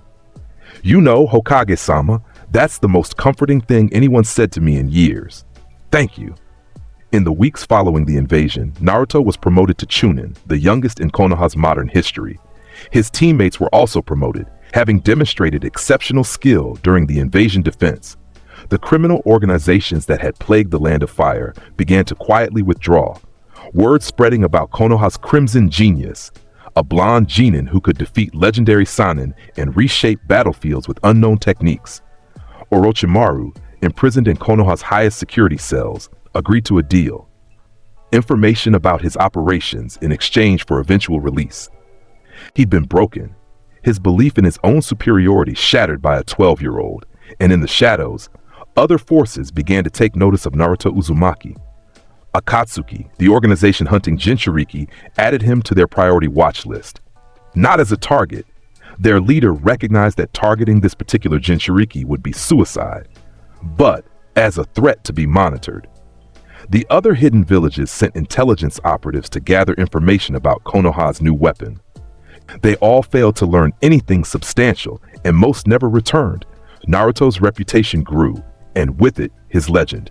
But for Naruto himself, life continued much as before. Training with his team, taking missions, experimenting with new techniques, and occasionally stopping by Ichiraku Ramen for his favorite meal. "You know, Tucci-san," Naruto said one evening while eating his third bowl of miso ramen, "people keep treating me differently now, like I'm some kind of legendary figure. It's rather annoying." "You did save the village," Tochi pointed out, refilling Naruto's bowl. "I prevented the village from needing excessive saving. There's a difference. But now everyone looks at me with either awe or fear, and I miss when people just thought I was that weird kid with the cane." "You could try being less mysterious," Ayame suggested. "But then where would be the fun?" Naruto's smile was pure mischief. "No, I think I'll maintain the mystique. Keep people guessing. It's more entertaining that way." Several months after the invasion, a new mission arrived that would change everything again. The fifth Hokage needed to be selected. Hiruzen, while not killed in the invasion thanks to Naruto's intervention, had decided it was time to retire. The village needed younger leadership, someone who could guide Konoha into a new era.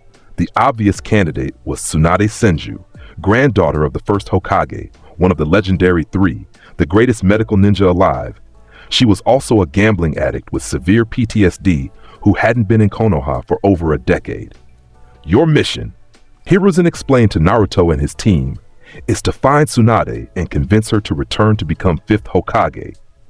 And if she refuses," Naruto asked, "then convince her more persuasively.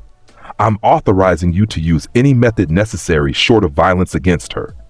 Naruto, I'm specifically choosing you for this mission because you're uniquely equipped to handle Tsunade's particular personality.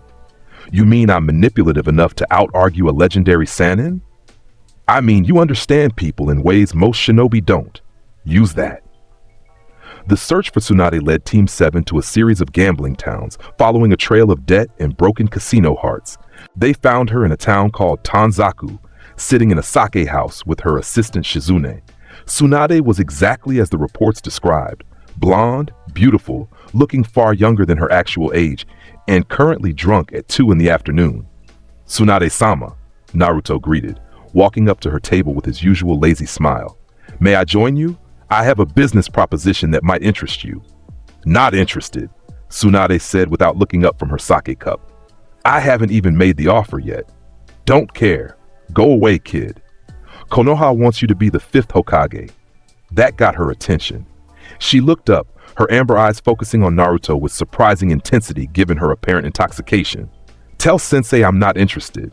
The Hokage position is cursed. Everyone who takes it dies protecting that village. I'm not interested in dying for a bunch of ungrateful civilians and politicians." "Interesting perspective," Naruto said, sitting down without invitation. Though I should mention that Hiruzen-sama didn't die during the recent invasion. In fact, Konoha's casualties were remarkably low, all things considered. We've made some improvements to our defensive capabilities. Still not interested. What would make you interested? Money? We could arrange a salary with gambling allowances. Power? The Hokage has considerable authority. Legacy? Your grandfather's village needs you. My grandfather's village can burn for all I care. Naruto's expression turned thoughtful. You're afraid? Tsunade's sake cup slammed down. What did you say? You're afraid, Naruto repeated calmly. Afraid that if you return, you'll lose someone else you care about. Afraid that caring about Konoha will lead to more pain. Afraid that accepting the Hokage position will mean facing the trauma of losing your brother and your lover. It's understandable, really. Fear is a natural response to severe emotional trauma. You don't know anything about me, kid. I know you're running. I know you're hiding from responsibility behind sake and gambling. I know you're one of the most brilliant medical ninja ever to exist, and you're wasting that brilliance because you're too scared to face your pain. His tone wasn't cruel, just factual. I know you're better than this, Tsunade-sama, and I know that deep down, you know it too. Tsunade stood up, her fist clenching. You want to talk about fear? How about I give you something to be afraid of? Please don't, Naruto said, still seated and completely relaxed. Violence won't make your argument more convincing, and it certainly won't change the fact that Konoha needs you. Besides, Tsunade-sama, I'm not your enemy. I'm someone trying to help you. I don't need help from a brat. No, you need help from someone who understands what it's like to carry power you didn't ask for, to have abilities that isolate you, to wonder if caring about people is worth the inevitable pain of losing them. Naruto's gray eyes met her amber ones. I'm that someone, Tsunade-sama, and I'm telling you, running doesn't make the pain stop. It just makes you lonely while you hurt. For the first time in years, Tsunade felt like someone actually understood. What do you know about pain? She asked quietly. I know I'm the Jinchuriki of the Nine Tails. I know I have abilities that I don't fully understand and that scare people. I know what it's like to be alone in a crowd, to have power that should make you confident but instead makes you uncertain. I know that every person I care about could be taken away tomorrow, and I'd be powerless to stop it despite all my strength. He stood up, meeting her eyes evenly. But I also know that running from that fear means abandoning the people who need me. It means letting the pain win, and I refuse to let that happen. You should too, Tsunade-sama. You're better than fear. Shizune was crying quietly, having never heard anyone speak to Tsunade so directly. Why do you care? Tsunade asked. Why does it matter to you if I come back? Because Konoha deserves the best Hokage available, and that's you. Because you're wasting your potential, and that offends me on a philosophical level. And because I think you deserve to be happy again, and you won't be happy until you stop running. It took 3 days of conversation, argument, and occasional demonstrations of Naruto's abilities before Tsunade finally agreed. The turning point came when Naruto offered to teach her some of his medical applications of restructuring energy, techniques that could heal injuries thought impossible. You can really regrow organs? Tsunade asked, watching Naruto demonstrate on a test subject with a damaged kidney. Benihame's restructuring capabilities can be applied medically, Naruto explained. It's not perfect, requires enormous chakra control and precise understanding of biological systems. But yes, organ regeneration is possible. I'd be happy to collaborate with you on refining the technique once you're settled as Hokage. The promise of advancing medical ninjutsu beyond anything thought possible was the final incentive Tsunade needed. She returned to Konoha, was inaugurated as 5th Hokage, and immediately began implementing reforms based on Naruto's suggestions about defensive capabilities and medical protocols. The Sasuke situation, which should have exploded around this time, was handled very differently with Tsunade and Naruto's combined influence. When Sasuke, driven by his cursed seal and obsession with power, attempted to leave Konoha to join Orochimaru, Naruto intercepted him at the village gates. Sasuke-san, Naruto greeted calmly. Going somewhere?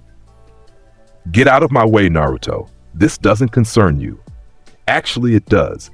You're abandoning your village, betraying your teammates, and making terrible life choices based on emotional trauma. As someone who likes to prevent disasters before they happen, I'm very concerned.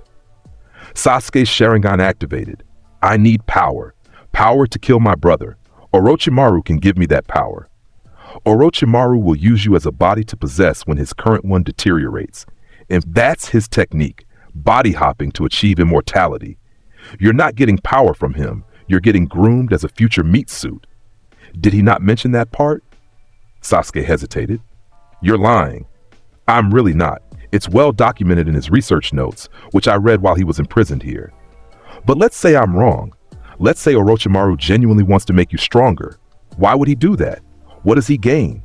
He's not altruistic, Sasuke-san. He's a criminal scientist who sees you as an experiment, nothing more. I don't care.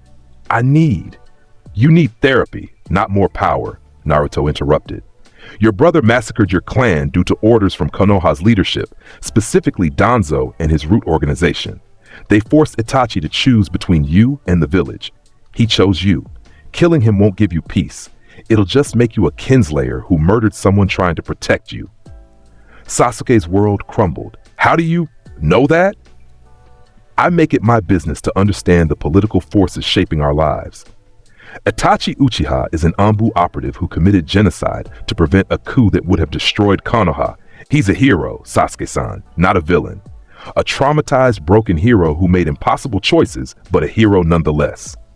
Tears were streaming down Sasuke's face. You're lying. It can't be. It can be, and it is. Stay in Konoha, Sasuke-san. Work with Tsunade-sama to bring Danzo to justice for forcing that choice. Become strong enough to protect what matters rather than strong enough to destroy what you think threatens you. Be better than your trauma. Sasuke collapsed to his knees, his worldview shattered and rebuilt in the span of minutes. He stayed in Konoha. The retrieval mission that should have been necessary never happened. The months following Tsunade's inauguration saw Konoha transform. With the 5th Hokage's medical expertise, Naruto's defensive innovations, and Kakashi's tactical experience, the village became stronger than it had been in decades. Naruto continued taking missions, continued training his abilities, continued being the mysterious genius who showed up when needed, and disappeared into his workshop when not. He'd built himself a proper laboratory beneath his apartment, a space filled with sealing arrays, experimental equipment, and projects that would make most Fuinjutsu masters weep with envy. You know, Hinata said one day during team training, you never did explain where your powers come from. Ah, Hinata-chan, still curious about that? I suppose I owe you an explanation after all these months. He told them, Hinata, Rin, and Kakashi, about the Hogyoku protocol, about his father's seal, about the dimensional knowledge download, about waking up at age 5 with capabilities that shouldn't exist. Kakashi started then stopped. That's insane. That seal shouldn't be possible.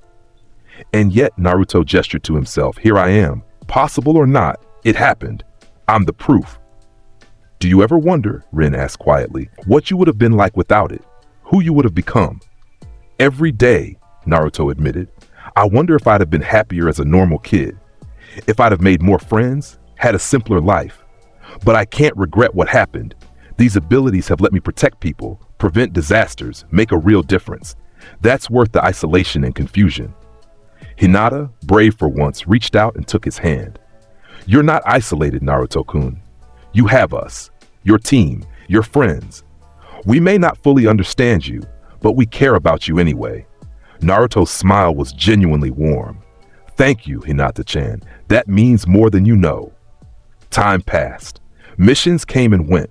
Naruto's legend continued to grow.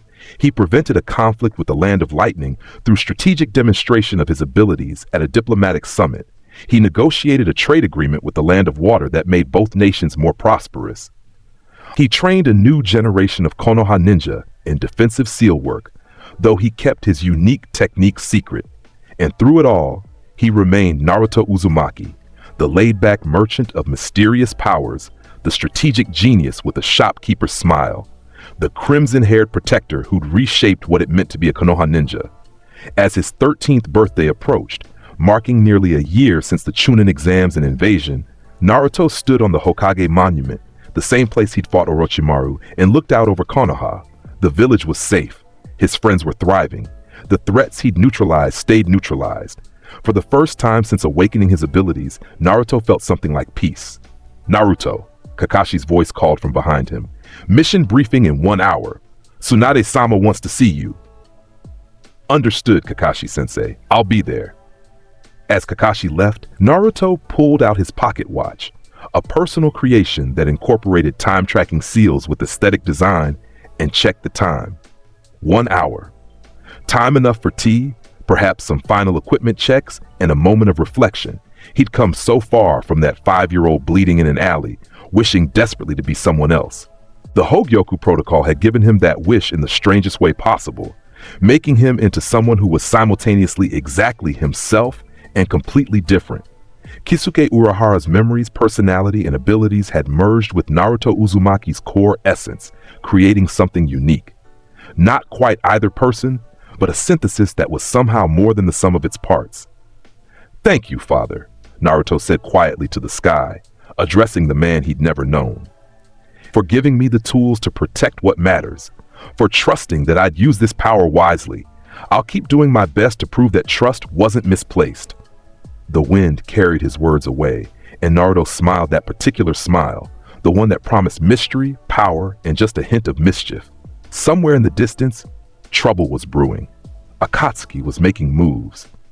Other villages were planning their own schemes. The ninja world continued to turn, full of threats and challenges and dangers. But Naruto Uzumaki, the crimson genius of Konoha, was ready. He had Benihime at his side, Kido at his fingertips, strategic genius in his mind, and the will to protect those he cared about burning in his heart. Whatever came next, he would handle it with the same casual competence and playful seriousness that defined him. After all, as a certain shopkeeper might say, there's no such thing as perfect in this world, but striving for perfection, that's what makes life interesting. Naruto headed toward the Hokage Tower, his cane tapping rhythmically against the stone pathway, ready for whatever new adventure awaited. The mission briefing turned out to be about something Naruto had been expecting for months. Akatsuki had made their move. "Intelligence reports indicate Akatsuki is actively hunting Jinchuriki," Tsunade said, spreading maps across her desk. "They've already captured the one tail from Tsunagakure. Gaara is missing, possibly dead." Naruto's expression didn't change, but his eyes sharpened. "How long ago?" 3 days. Suna is requesting assistance with a rescue operation." "Then we should leave immediately," Naruto said. "Though I should mention, Tsunade-sama, that Gaara is likely still alive. Extracting a biju takes time, roughly 3 days according to the ceiling theory I've studied. If we move quickly, we might intercept the extraction process." Tsunade studied him. "You seem remarkably well informed about Akatsuki's techniques." "I make it my business to understand threats before they become critical. Akatsuki has been my research focus for the past several months. I know their members, their abilities, and their strategic patterns. Shall I brief the team?" Team 7. Now Team Kakashi, with Sai replacing the recovered Sasuke, who was training under different instruction, assembled within the hour. Naruto stood before them with his usual relaxed posture, cane tapping idly. "Akatsuki," he began, "is an organization of S-rank missing nin with a singular goal. Collect all nin biju and use them for some form of world-altering jutsu. Their leader operates from Amegakure. Their members work in pairs, and each one is capable of defeating multiple jonin simultaneously." "And we're supposed to fight these people?" Sai asked, his fake smile not quite hiding concern. "We're supposed to retrieve Gaara and survive the encounter," Naruto corrected. "Fighting Akatsuki head-on would be inadvisable for most teams. Fortunately, we're not most teams." The journey to Tsunagakure took 2 days of hard travel. Naruto spent the time analyzing potential scenarios, refining his approach to each known Akatsuki member. Deidara and Sasori were the pair who'd captured Gaara, a long-range explosives expert and a puppet master with hundreds of deadly creations. Dangerous combination, complementary skill sets, likely confident after successfully capturing Akagi. That confidence would be their weakness. They found the Akatsuki hideout exactly where Naruto's calculations predicted, a cave system near the border, protected by sealing barriers designed to alert the occupants of intruders. "Those seals are quite sophisticated," Naruto observed, studying the barrier. 5-seal formation, chakra detection network, automatic defense protocols. Impressive work, really. It would take most teams hours to safely bypass. "How long will it take you?" Kakashi asked. "About 30 seconds. Naruto drew Benihime and touched the blade to the barrier. "Kirisaki, Benihime." The restructuring energy didn't break the seal. It simply unmade the chakra construct at a fundamental level, like erasing a painting rather than tearing the canvas. The barrier dissolved without triggering any alarms. "That's deeply unsettling," Kakashi muttered. "Thank you, I try." Naruto stepped through the now open entrance. "Hinata-chan, what do you see?" Hinata's Byakugan activated, scanning the cave interior. Multiple chakra signatures, 10 of them, arranged in a circle. One is Gaara's. The others are strange. Some feel distant, like they're not really here. "Projection technique," Naruto explained. The Akatsuki members are using a jutsu to project their presence while remaining safely elsewhere. Clever. Lets them work together without risking their physical bodies, though it does have limitations. They move deeper into the cave, following the chakra signatures.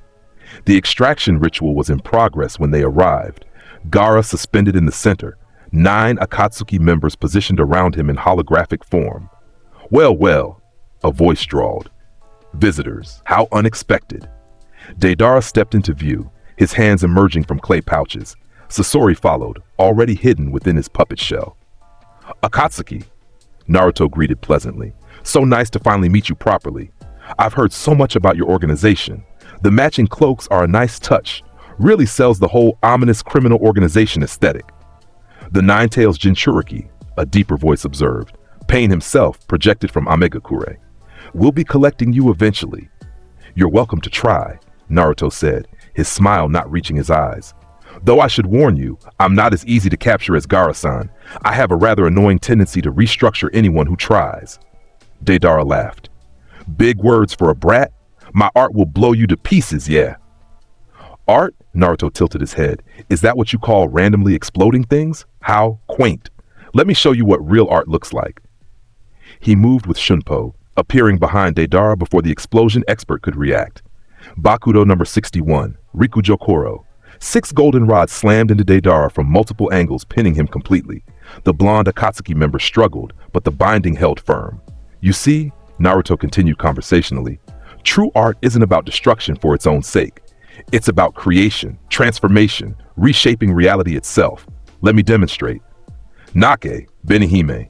Crimson energy exploded from the blade, and Naruto swung it towards Sasori's puppet shell. The restructuring blast didn't just damage the puppet, it unmade it, breaking down the chakra-infused wood into component atoms. Sasori emerged from the destroyed shell, his true body, a puppet itself, revealed.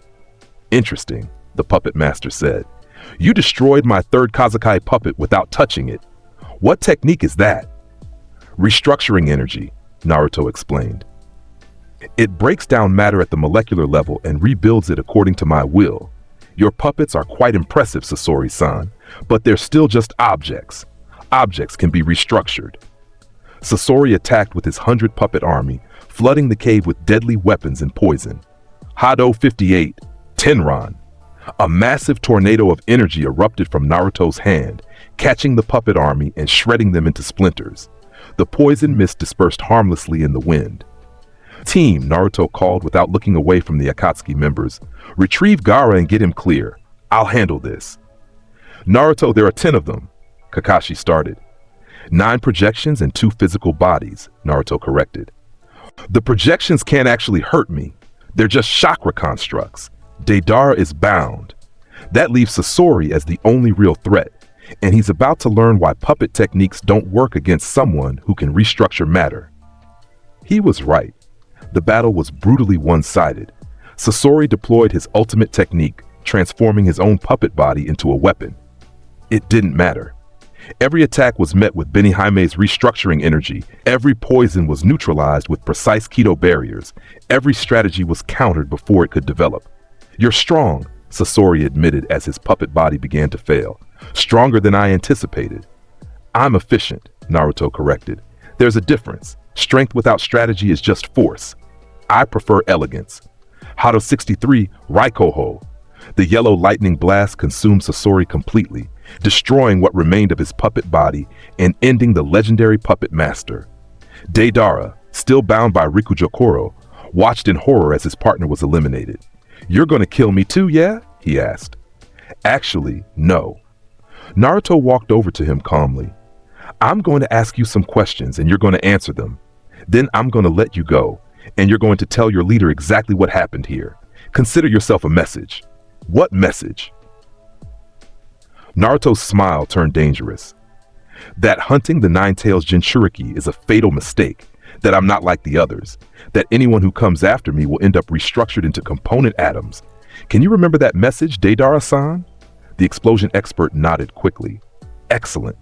Now, tell me about your leader, this pain person. What's his real identity? The interrogation took 15 minutes. Deidara, terrified and bound, revealed everything he knew about Akatsuki's structure, their goals, their base of operations. When Naruto had what he needed, he released the bindings and stepped back. "Run along now," he said pleasantly. "And do give my regards to Pain. Tell him I'll be visiting Amegakure soon to discuss his bijou collection hobby. I think we need to have a conversation about respecting boundaries." Deidara fled, leaving behind his partner's remains and his dignity. Team Kakashi had already extracted Gaara and begun emergency medical treatment. Chiyo, the elderly Suna puppet master who'd accompanied the rescue team, was using a forbidden technique, trading her life to restore Gaara's. "Wait," Naruto said, kneeling beside her. "That won't be necessary, Chiyo-sama." "The boy is dead," Chiyo said. "The bijou extraction killed him. This is the only way." "Actually, there's another way. Watch carefully. You might learn something." Naruto placed Benihaime's tip against Gaara's chest. Soten Kishun, Benihaime Aratame. Crimson energy flowed into Gaara's body, restructuring damaged tissue, restarting stopped organs, rebuilding what the extraction had destroyed. It was medical ninjutsu on a level that shouldn't exist, reversing death itself through pure restructuring. Gaara's eyes opened, gasping for breath. "Welcome back, Gaara-san," Naruto said warmly. "You've had quite an ordeal. Try not to move too quickly. Resurrection is disorienting." Chiyo stared in shock. You brought him back from death, without sacrificing anything." "Benihime's restructuring capabilities include biological repair," Naruto explained. "It's taxing and requires precise chakra control, but death is just another state to be restructured. Though I'd appreciate it if you didn't spread that information around. I'd rather not become known as the resurrection specialist. It would create uncomfortable expectations." The return to Konoha was triumphant. Gaara lived, Suna owed Konoha a significant debt, and Akatsuki had learned that the Nine-Tails Jinchuriki was not to be trifled with. But Naruto knew this was just the beginning. Akatsuki would regroup, adapt their strategy, send stronger members. Pain himself would eventually come, bringing the full weight of the Renegade's power, and Naruto welcomed it. He'd been preparing for this confrontation since learning about Akatsuki's existence. 3 months passed. Akatsuki made no further moves. They were regrouping, analyzing what had happened, planning new approaches. Naruto spent the time training his team, refining his techniques, and preparing Konoha's defenses for the inevitable invasion. "You're certain they'll attack Konoha directly?" Tsunade asked during a strategy meeting. "Absolutely. They want the Nine-Tails, and I'm not exactly hiding. Pain will come personally. The Rinnegan user won't delegate this. He'll bring overwhelming force, probably multiple members, and attempt to capture me through sheer power." "And you're prepared for that?" "I've been preparing for this since I learned about the Rinnegan. Pain's abilities are well documented in the old texts. The 6 paths techniques, the shared vision, the gravity manipulation. I've designed specific countermeasures for each path." Kakashi looked up from the intelligence reports. "You sound almost eager." "I'm curious," Naruto admitted. "The Rinnegan is supposedly the most powerful jujutsu in existence. I want to test my abilities against it. See if restructuring energy can overcome legendary eye techniques. It's an academic interest." "You're insane," Tsunade said, but there was fondness in her voice. "Most people would be terrified of fighting pain. You're treating it like a research opportunity." Fear is just incomplete understanding. Once you understand something fully, it stops being frightening and starts being merely challenging. The attack came on a Tuesday morning. 6 figures descended on Konoha from the sky. The 6 paths of pain, each with the Rinnegan, each with different abilities. The Diva path stood at the center, orange hair and cold eyes surveying the village. "Naruto Uzumaki," Pain's voice echoed across Konoha. "Come forward. Your bijou belongs to us." Naruto appeared on the Hokage monument, looking down at the invaders with his usual lazy smile. "Pain-san, how nice of you to visit. Though I have to say, attacking during the morning rush hour is rather inconsiderate. People are trying to get to work, you know." "This village will know Pain," Divapat declared. "Shinra Tensei." Gravity exploded outward, the repulsive force destroying buildings in a massive radius. Bakudo number 81, Danku. A massive rectangular barrier of golden energy appeared, catching the gravitational blast and redirecting it skyward. The technique that should have devastated half of Konoha dispersed harmlessly above the village. "Impressive technique," Naruto observed. but rather predictable. Gravity manipulation through the Rinnegan's Deva path. It's well documented in the historical texts. Did you really think I wouldn't prepare countermeasures? He moved with Shunpo, appearing in front of the Asura path, the one with the mechanical augmentations. Hado number 88, Hiryu Gekizoku Shinten Raiho. The massive lightning dragon that erupted from his hand consumed the Asura path completely, destroying it in an instant. The remaining 5 paths attacked simultaneously. Coordinated assault, shared vision, overwhelming firepower. Chikasumi no Tate. Crimson barriers appeared at every angle, blocking missiles, deflecting jutsu, restructuring incoming attacks before they could connect. You're operating under a false assumption, Naruto said, his voice carrying easily despite the chaos. You think overwhelming force will work because it's worked before, but I'm not like previous Jinchuriki. I don't fight with chakra alone. Nake Benihame. The restructuring blast carved through the animal path before it could summon reinforcements, the energy breaking down both the body and its chakra system into nothingness. 4 paths remained. Your bodies share vision through the Rinnegan, Naruto continued, analyzing even as he fought. Clever technique makes you nearly impossible to ambush, but it also means you're processing information from multiple perspectives simultaneously. That creates a slight delay in reaction time. Watch. He activated Shunpo repeatedly, moving between positions faster than the shared vision could track. Each appearance was a feint, each movement designed to exploit the fractional delay in the path's coordination. Bakudo number 63, Sajo Sabaku. Golden chains erupted from the ground, binding the human path and Preta path simultaneously. Hado number 73, Soren Sokatsui. Twin blue flames consumed the bound paths, eliminating them before they could break free. 2 paths remained, Deva and Naraka.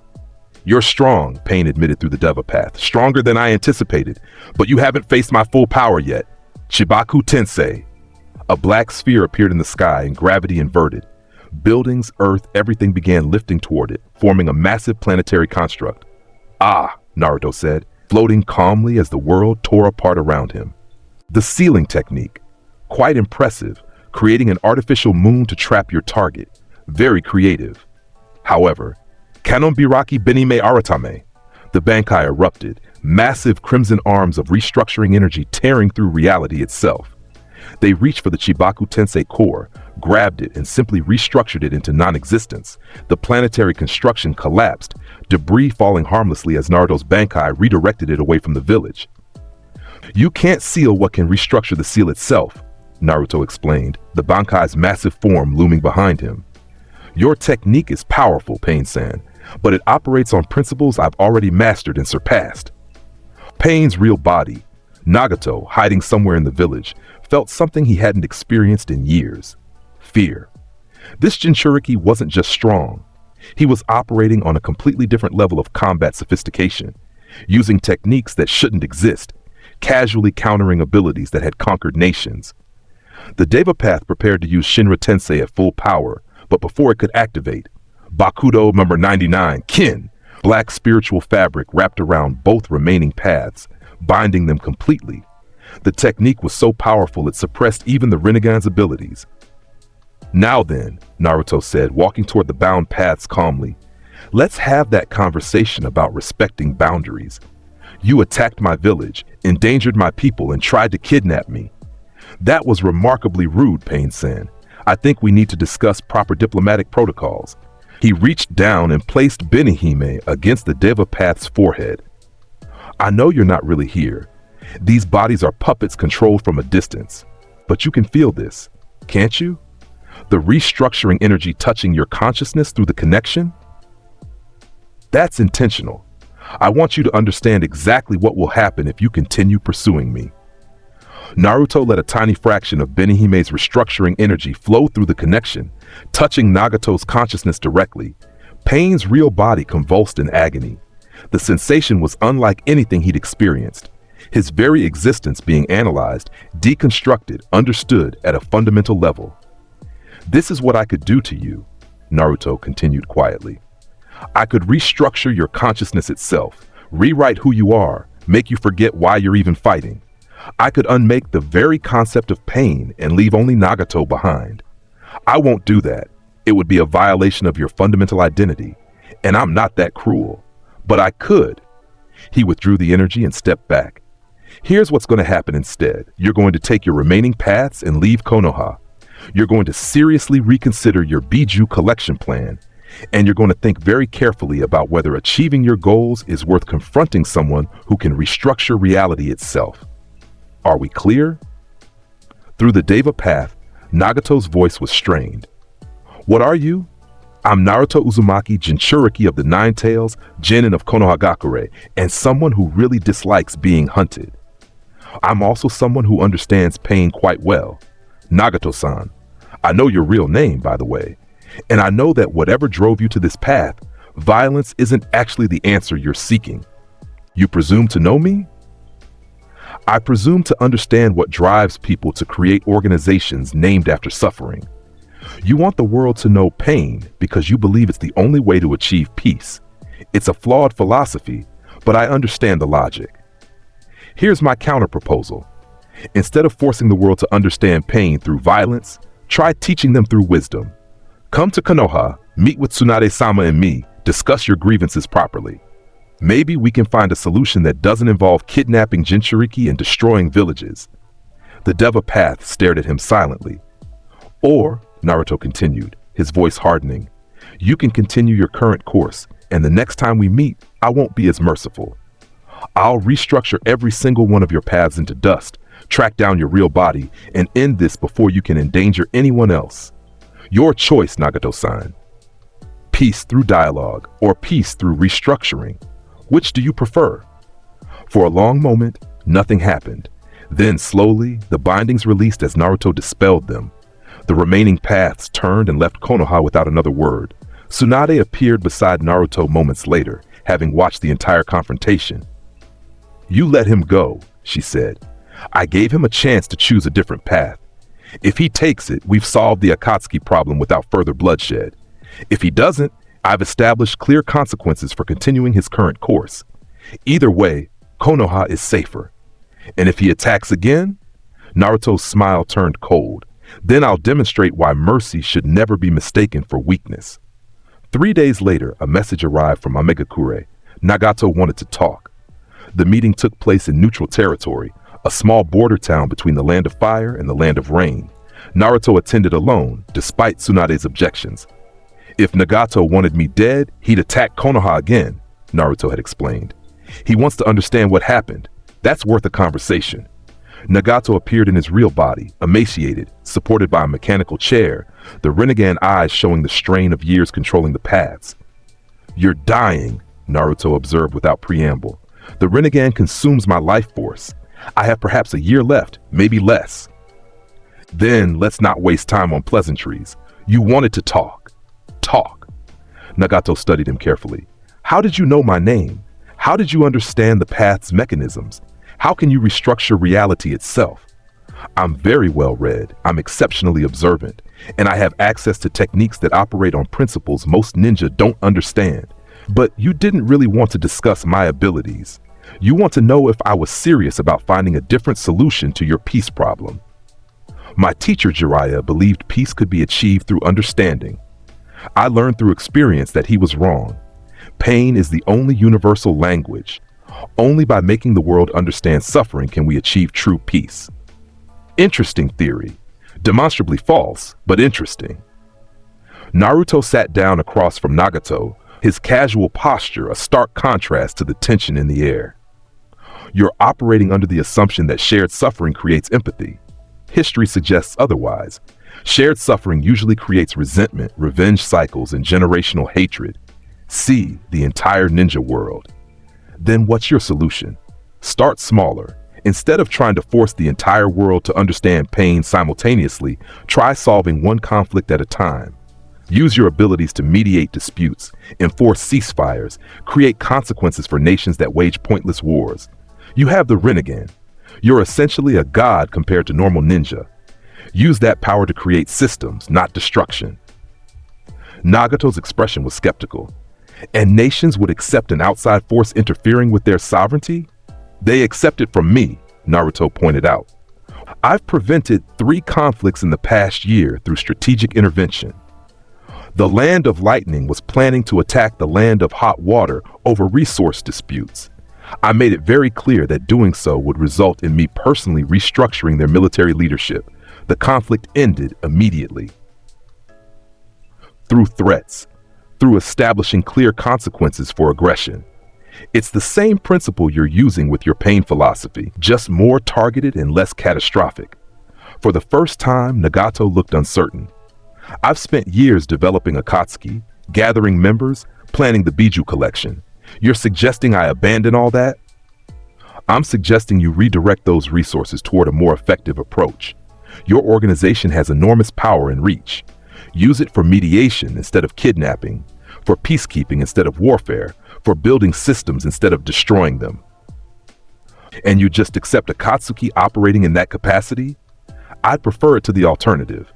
As long as you're not hunting Jinchuriki or threatening villages, I don't actually care what you do. Create your peace however you want.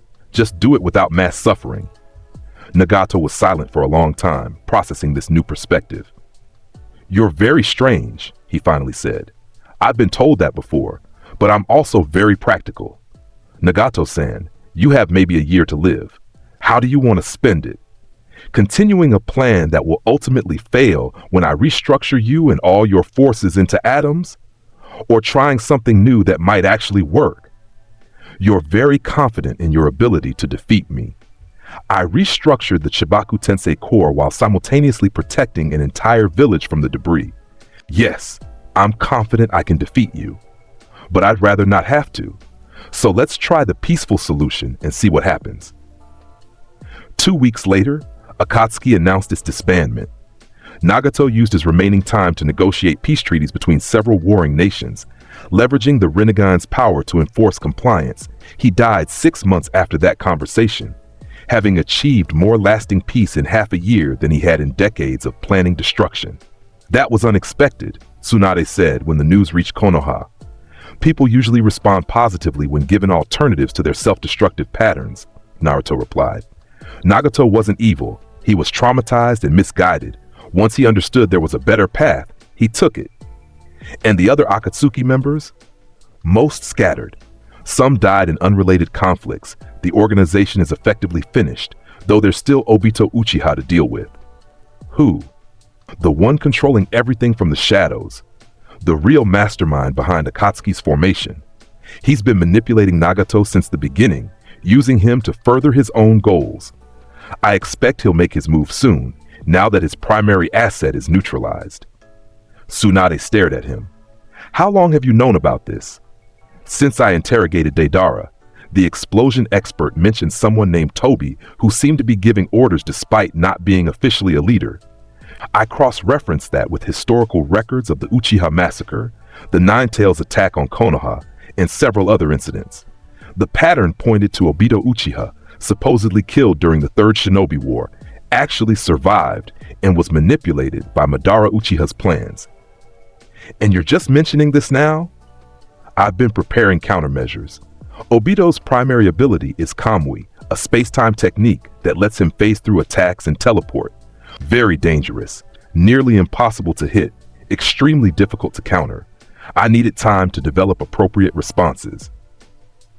You're telling me there's an Uchiha with space-time abilities planning something catastrophic, and you've been casually working on countermeasures while handling other missions? Multitasking is a valuable skill, Tsunade-sama. The Hokage looked like she wanted to strangle him. Sometimes I really hate how nonchalant you are about world-ending threats. Would you prefer I panic? Panicking doesn't solve problems. Planning does. Obito made his move 3 months later during the Kage Summit. The 5 Kage had gathered to discuss the implications of Akatsuki's dissolution and the power vacuum it created. Naruto attended as Konoha's representative, bringing Kakashi as his guard. You're 12 years old, the Tsuchikage said flatly. Why is Konoha sending a child to a Kage summit? Because this child is more qualified than most Kage to discuss international security, Tsunade replied evenly. Naruto dismantled Akatsuki almost single-handedly. He's earned his seat. Obito appeared in the center of the summit chamber during the second day of discussions, his orange spiral mask instantly recognizable to anyone who'd studied the Nine-Tails attack. Greetings, Kage, he said. I come with a proposal. Surrender all remaining Jinchuriki to me, or face war. Who are you? The Mizukage demanded. I am Madara Uchiha, returned to claim what's rightfully mine. No, you're not, Naruto said calmly. You're Obito Uchiha, student of Minato Namikaze, supposedly killed at Kanabi Bridge, actually rescued and manipulated by the real Madara. Please don't insult our intelligence with obvious lies. The mask turned toward him. You presume to know me? I know exactly who you are, what you want, and why you want it. You're pursuing the Moon's Eye Plan, a genjutsu that would trap the entire world in an illusion of peace. You believe this is the only way to create a world without suffering because you lost someone important and can't cope with reality. How dare you? Rin Nohara, Naruto interrupted. The girl you loved. She died during the mission where you supposedly died. You blame yourself, blame the ninja world, blame reality itself. So you've dedicated your life to creating an artificial world where she's still alive. It's tragic, really. Very understandable. Also completely insane. Obito's killing intent flooded the room. You know nothing about loss? About wishing you could change the past? About carrying power you didn't ask for and responsibility you can't escape? Naruto's voice was quiet but carried weight. Obito-san, I know more about those things than you can imagine. The difference is, I chose to engage with reality instead of rejecting it. Then you'll die in reality, Obito snarled, moving to attack. Bakudo 81, Danku. The barrier blocked Obito's approach, and when he tried to phase through it, interesting thing about your Kamui technique, Naruto observed. You phase by shifting parts of your body into a pocket dimension, then shift back to interact with reality. It's brilliant, really. Nearly impossible to counter because you can't hit something that isn't technically present. He drew Benahaime. However, that pocket dimension is still a physical space with dimensional coordinates, and I've spent the past 3 months analyzing space-time techniques specifically to counter yours. Watch closely. Neiki, Benahaime, Tsukiyubi, Jigen Satsugai. Crimson energy exploded from the blade, but instead of traveling through normal space, it traveled through dimensional coordinates, directly into Kamui's pocket dimension. Obito screamed as the restructuring blast hit him in the one place he thought was safe. His arm began to dissolve, the Kamui technique failing as his concentration broke. You can't hide from restructuring energy, Naruto explained calmly. It operates on fundamental principles that transcend dimensional barriers. Your pocket dimension is just another space to be restructured. Obito retreated immediately, his arm regenerating through the Hashirama cells in his body, his confidence shattered. This isn't over, he declared. I'll return with an army. I'll start a war that will consume the entire ninja world. And when you're drowning in death and suffering, you'll beg me for the Moon's Eye Plan. Please don't, Naruto said.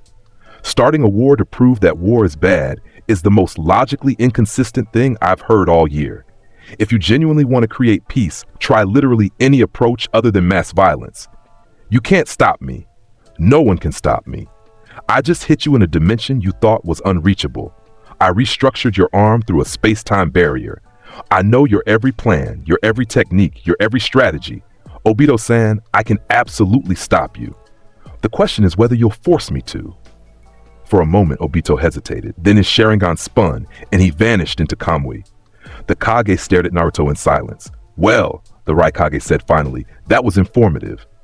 Indeed, Naruto agreed. Now we know war is coming. Obito will gather forces, probably revived Edo Tensei zombies using forbidden techniques he's acquired, possibly an army of white Zetsu clones that Madara created before his death. He'll launch a multi-front assault designed to overwhelm our defenses and capture the remaining Jinchuriki. And you're just calmly analyzing this like it's a research project? The Tsuchikage asked. Panicking doesn't help. Planning does. I'd suggest we prepare coordinated defenses, share intelligence about Obito's capabilities, and establish a unified command structure for the coming conflict. We have perhaps 3 months before he's ready to attack. The Fourth Shinobi War began 2 months later. Obito appeared with an army of 100,000 white Zetsu clones and dozens of legendary ninja resurrected through Edo Tensei. The revived warriors included former Kage, the 7 swordsmen of the mist, even Madara Uchiha himself. The allied shinobi forces numbered 80,000 ninja from all 5 major villages. The first time in history they'd united against a common threat. Naruto stood at the front of Konoha's division, Benihime in hand, facing an army that should have been impossible to defeat. "You know," he said to Kakashi, who stood beside him, "I've been preparing for this moment since I first learned about Obito's plans. I've designed seals, created countermeasures, developed techniques specifically for this scenario. But I have to admit, actually seeing an army of the dead is rather unsettling." "We're outnumbered and outmatched," Kakashi observed, "even with all 5 villages united. Numbers don't matter when you can restructure reality itself. Watch." Naruto raised Benihime toward the approaching army. "Kanon Biraki Benihime Aratame." The Bankai erupted on a scale no one had witnessed before. Massive crimson arms appeared across the entire battlefield, each one capable of restructuring matter on a massive scale. "All allied forces," Naruto's voice carried across the battlefield through a Kido-enhanced amplification technique. "Stay behind the Benihime barriers. I'm restructuring the battlefield." The crimson arms moved with impossible speed and precision. White Zetsu clones were restructured into harmless plant matter.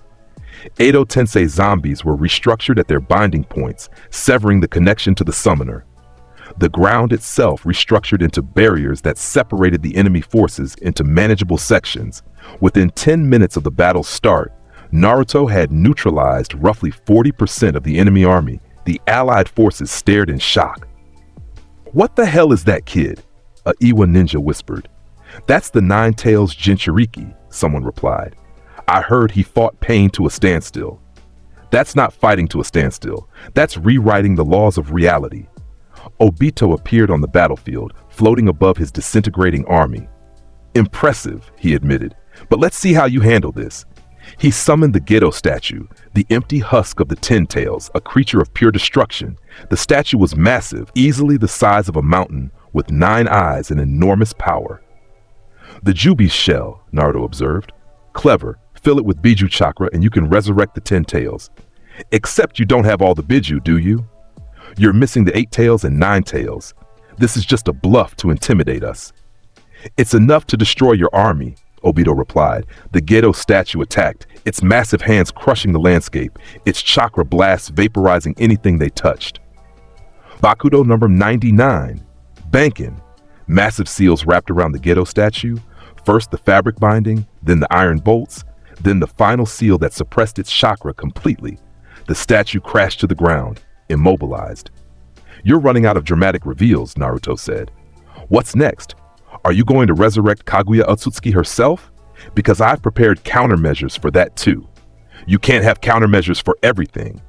"No, but I can have countermeasures for everything you're likely to try." "Obito-san, your strategies are predictable. You rely on overwhelming force, forbidden techniques, and dramatic escalation.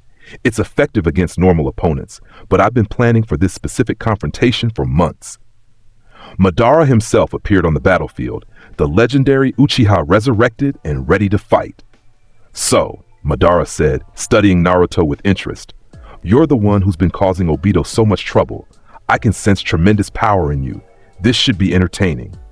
Madara Uchiha, the legendary founder of Konoha, betrayer of your own village, creator of elaborate plans spanning decades. Naruto's smile was sharp. "I've read your combat reports. You're exceptionally skilled. Under normal circumstances, fighting you would be genuinely challenging."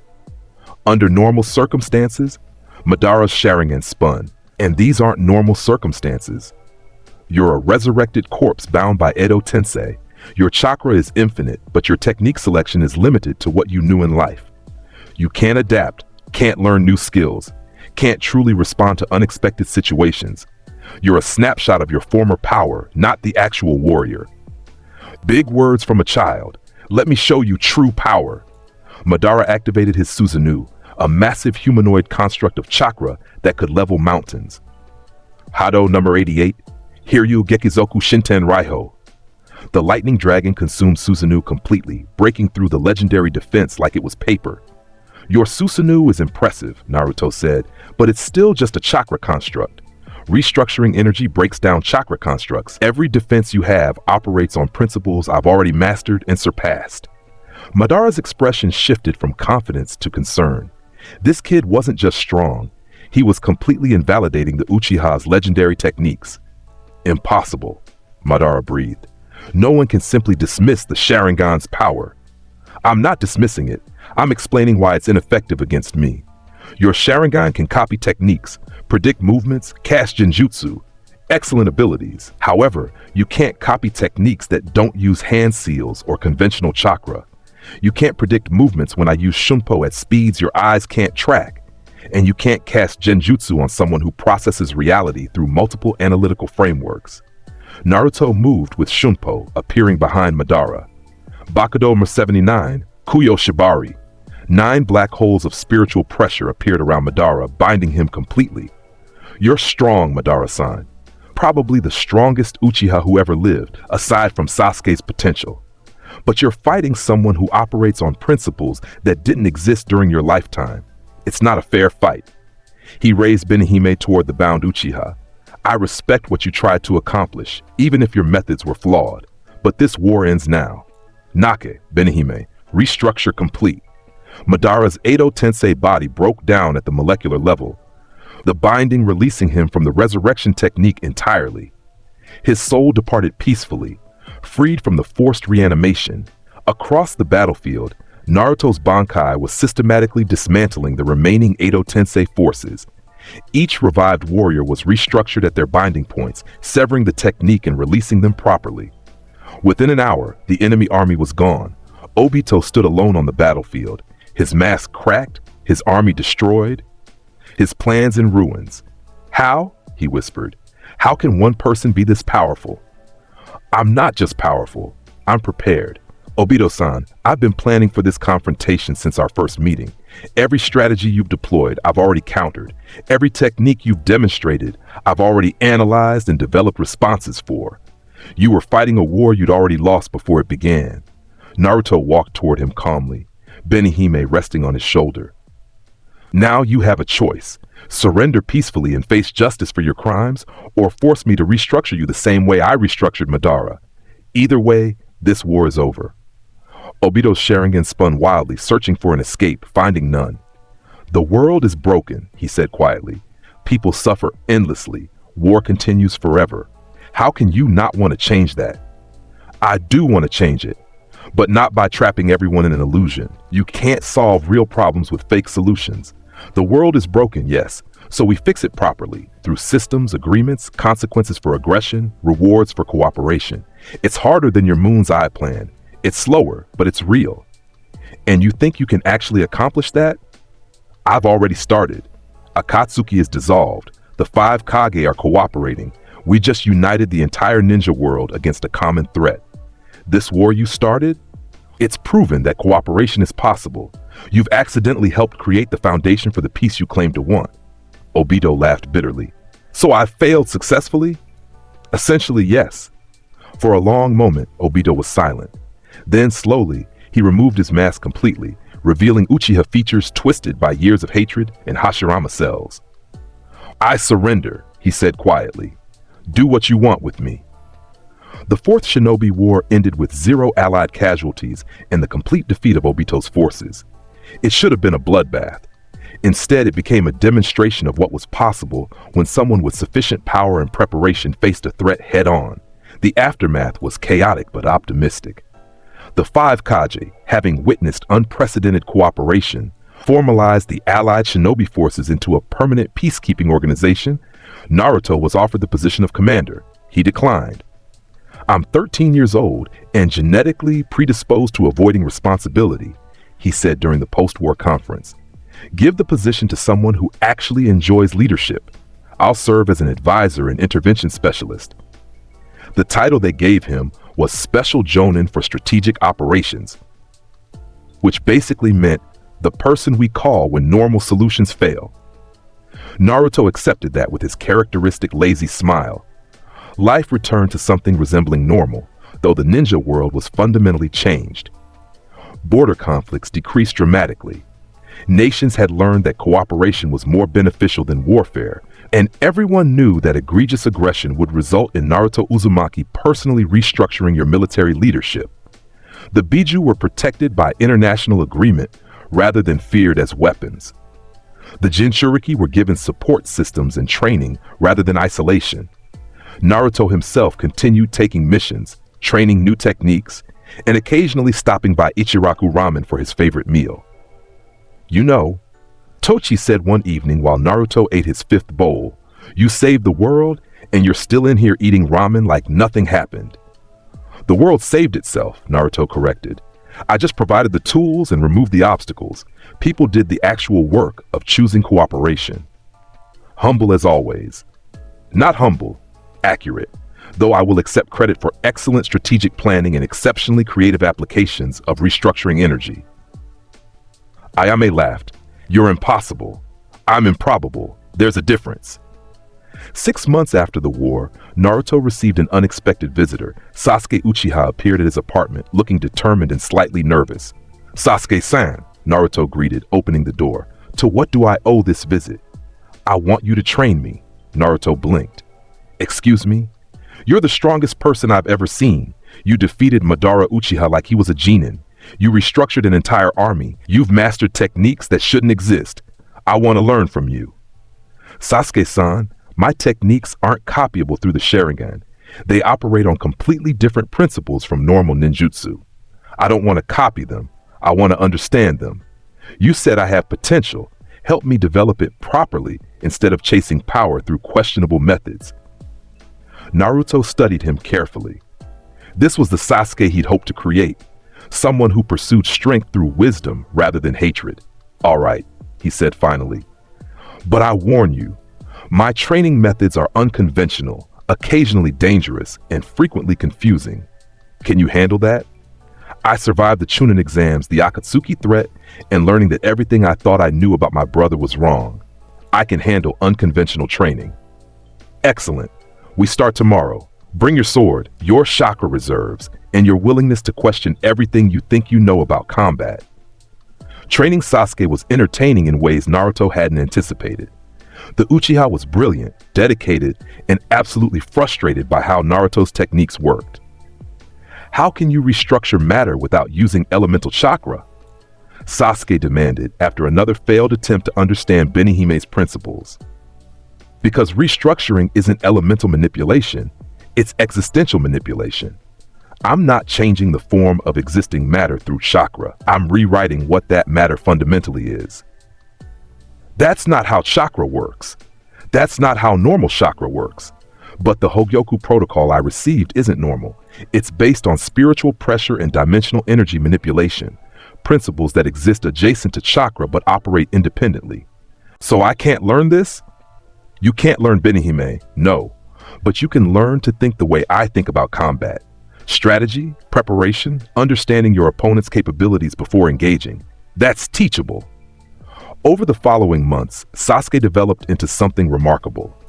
Not a copy of Naruto, that would be impossible, but a strategic combatant who combined Uchiha abilities with Naruto's analytical approach. Hinata also flourished under Naruto's continued mentorship. Her Byakugan technique advanced to levels the Hyuga clan had thought impossible, and her confidence grew to match her abilities. Team Kakashi became legendary, 3 genin who'd helped end a world war, trained by a jonin who'd copied 1,000 techniques, and a special jonin who could restructure reality itself. Life was good.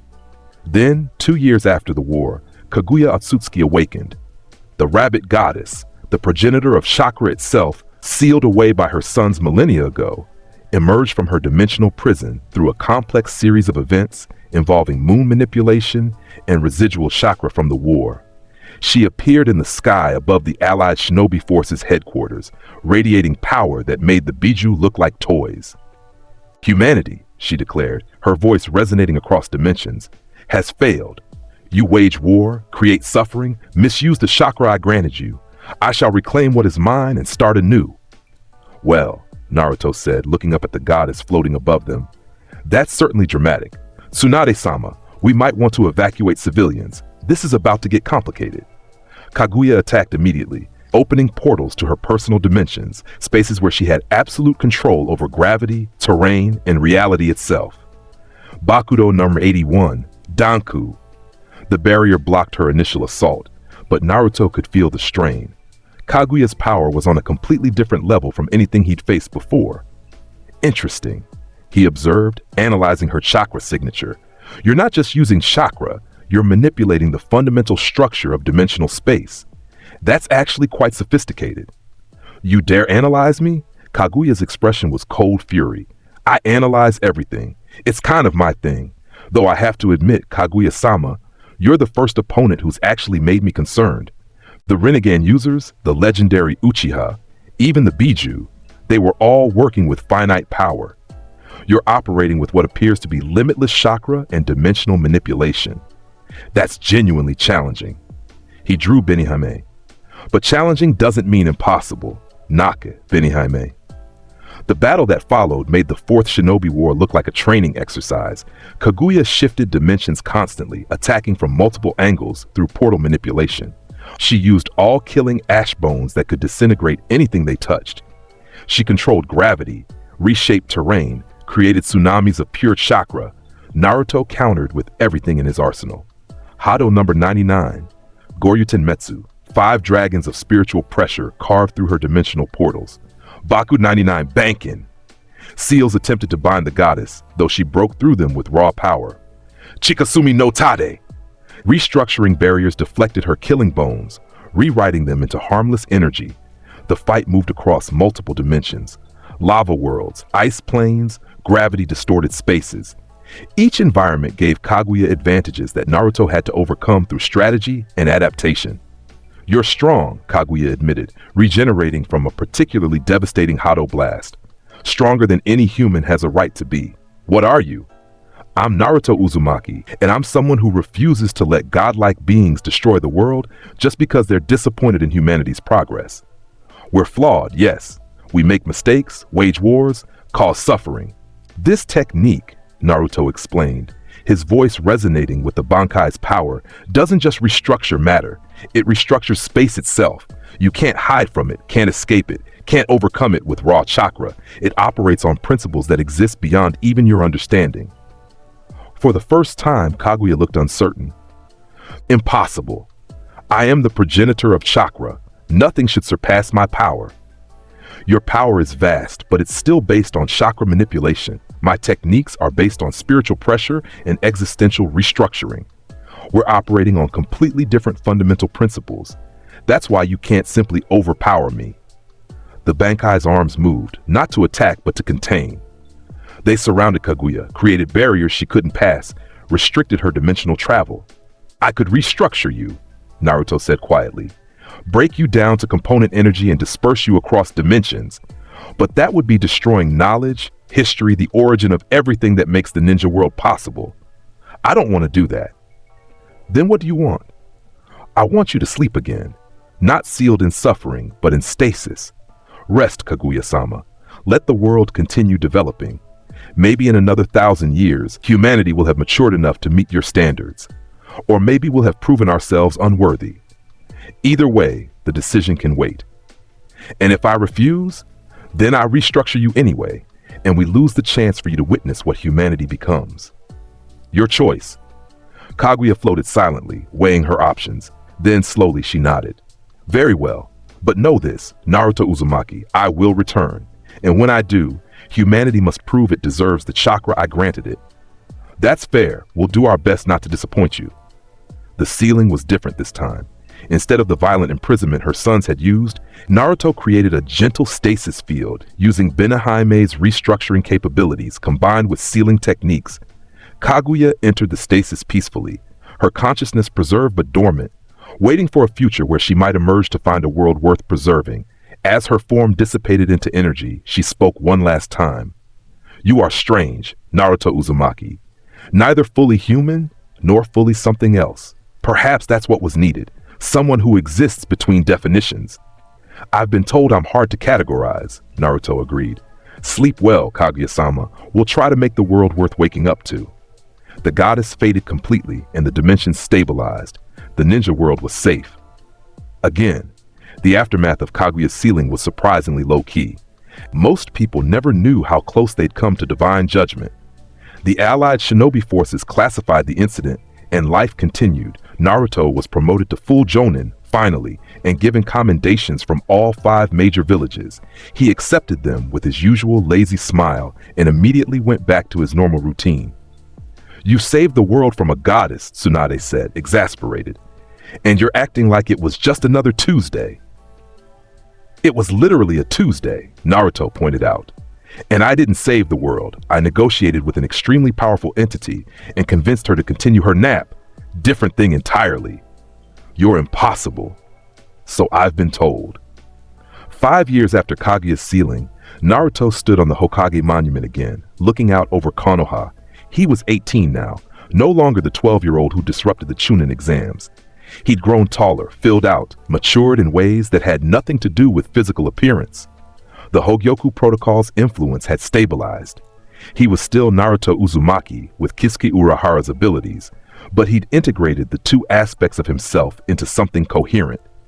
Not a split personality or a merger, just himself, completely and comfortably. Hinata appeared beside him, having long since overcome her shyness to become one of Konoha's strongest jonin. They'd grown close over the years, their relationship developing naturally from teammates to something more. "Thinking about the past?" she asked. "Reflecting on how strange my life has been. 5 years ago, I was fighting gods and restructuring reality. Now I'm just a jonin who occasionally prevents international incidents and develops new sealing techniques." "You say that like it's mundane. Comparatively speaking, it is. Though I'm not complaining, I prefer peaceful routine to world-ending catastrophes." "Tsunade-sama is retiring next year," Hinata mentioned. "The village will need a new Hokage." Naruto groaned. "Please don't suggest what I think you're suggesting. You're the most qualified candidate. You've saved Konoha multiple times, you have respect from all 5 major villages, you understand both combat and diplomacy. I'm also 18 years old and genetically predisposed to avoiding administrative work. Make Kashi-sensei do it, or Shikamaru, anyone with actual interest in paperwork. They'll nominate you anyway. Then I'll decline. Being Hokage sounds tedious." Hinata smiled. "You'll accept if the village needs you." "I hate that you know me well enough to predict that." She took his hand. "Someone has to keep you grounded." They stood together in comfortable silence, watching the sun set over Konoha. The village had changed so much since Naruto had first awakened his abilities. The orphanage where he'd grown up was now a proper facility with trained staff. The academy taught cooperation alongside combat. The Anbu had reformed under stricter ethical guidelines. The ninja world had changed too. Conflicts still occurred, but they were resolved through mediation more often than warfare. The allied shinobi forces intervened in disputes before they escalated. The Jinchuriki were valued as people rather than weapons. It wasn't perfect. The world never would be perfect. But it was better, measurably and demonstrably better. And Naruto had played a role in that improvement. Not through force alone, though he had the force to reshape nations. Not through manipulation, though he had the intelligence to control events from shadows. But through consistent application of his principles. Protect what matters, solve problems before they become catastrophes, give people chances to choose better paths. "You know," he said to Hinata, "I spent years wondering why the Hogyoku Protocol chose Kisuke Urahara's abilities specifically. Why not someone else's powers? Why not a different skill set? Have you figured it out?" "I think so." Urahara-san was someone who operated between definitions, not quite a hero, not quite a villain, always working toward goals others couldn't see. He protected people while maintaining distance, solved problems while seeming not to care, shaped events while appearing lazy. That's what I needed to be for Konoha. Someone powerful enough to handle threats, strategic enough to prevent disasters, but detached enough not to impose my will on others. "You've never been detached," Hinata said gently. "You care deeply about people. You just hide it behind humor and mystery." Fair point. Maybe the Hogyoku Protocol understood that I'd need those defense mechanisms. Being the Nine-Tails Jinchuriki with godlike abilities is isolating. The shopkeeper persona makes it bearable. And now I'm just Naruto. The rest is details. A message arrived a week later. The other villages were requesting Naruto's assistance with a border dispute that threatened to escalate. He went, of course. Not because he had to, but because preventing conflicts was what he did. The dispute was resolved in 3 days through strategic demonstration of his abilities and careful negotiation. No one died. No war started. The villages involved agreed to mediation protocols. Another Tuesday saved. Years continued passing. Naruto took missions, trained students, developed new techniques, and occasionally visited a Megakure to check on the memorial Konan had built for Nagato. The former Akatsuki member had become one of Naruto's closest allies, her paper techniques complementing his restructuring abilities in interesting ways. Sasuke eventually became a jonin specializing in investigation and intelligence. He never achieved Naruto's level of power, no one did, but he became exceptionally skilled in his own right.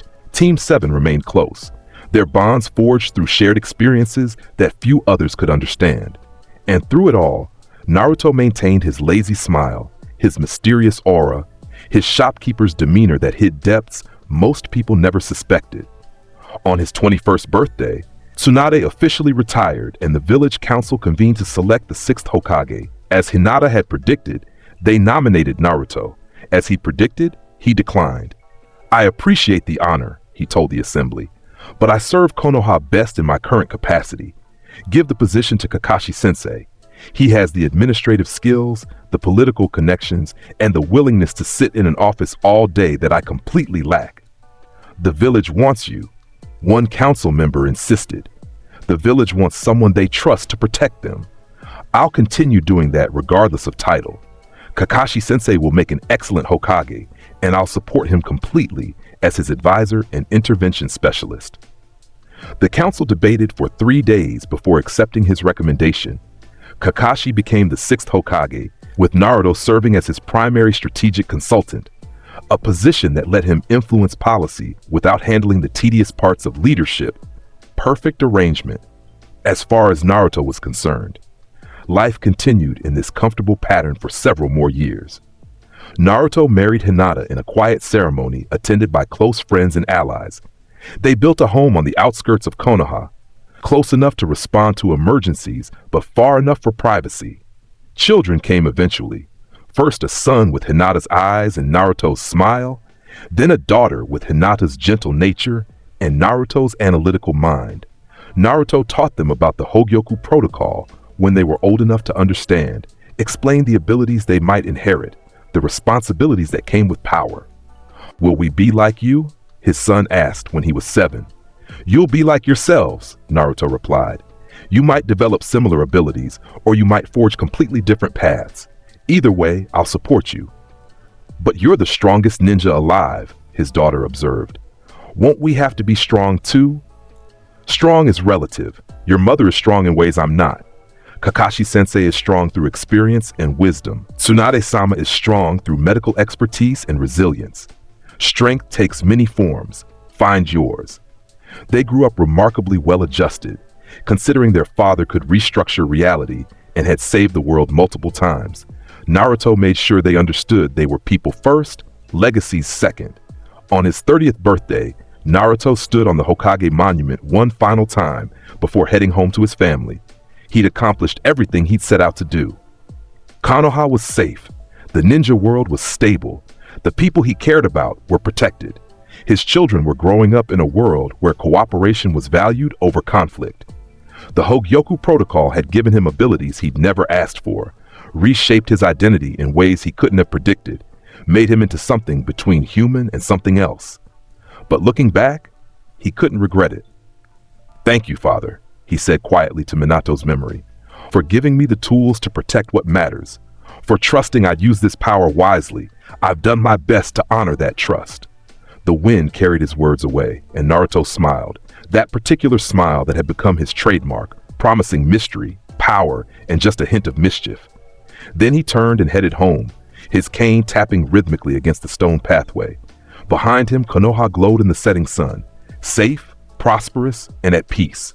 Ahead of him, his family waited. Hinata with her gentle smile, his children with their boundless curiosity, a life that balanced the extraordinary with the beautifully mundane. Naruto Uzumaki, the crimson genius of Konoha, the shopkeeper with godlike abilities, the Jinchuriki who'd saved the world multiple times while maintaining a lazy smile, walked into that future without hesitation. His story, beginning with a desperate wish in a blood-stained alley and continuing through wars, gods, and impossible challenges, reached its natural conclusion not with dramatic final battles or world-ending threats, but with something simpler and infinitely more valuable. A peaceful evening with the people he loved, in the village he'd protected, in the world he'd helped reshape into something worth living in. And as he reached his home and his daughter ran to greet him, chattering excitedly about something she'd learned that day, Naruto thought one final time about the Hogyoku protocol and what it had made him become. Not just powerful, not just strategic, not just mysterious, but complete.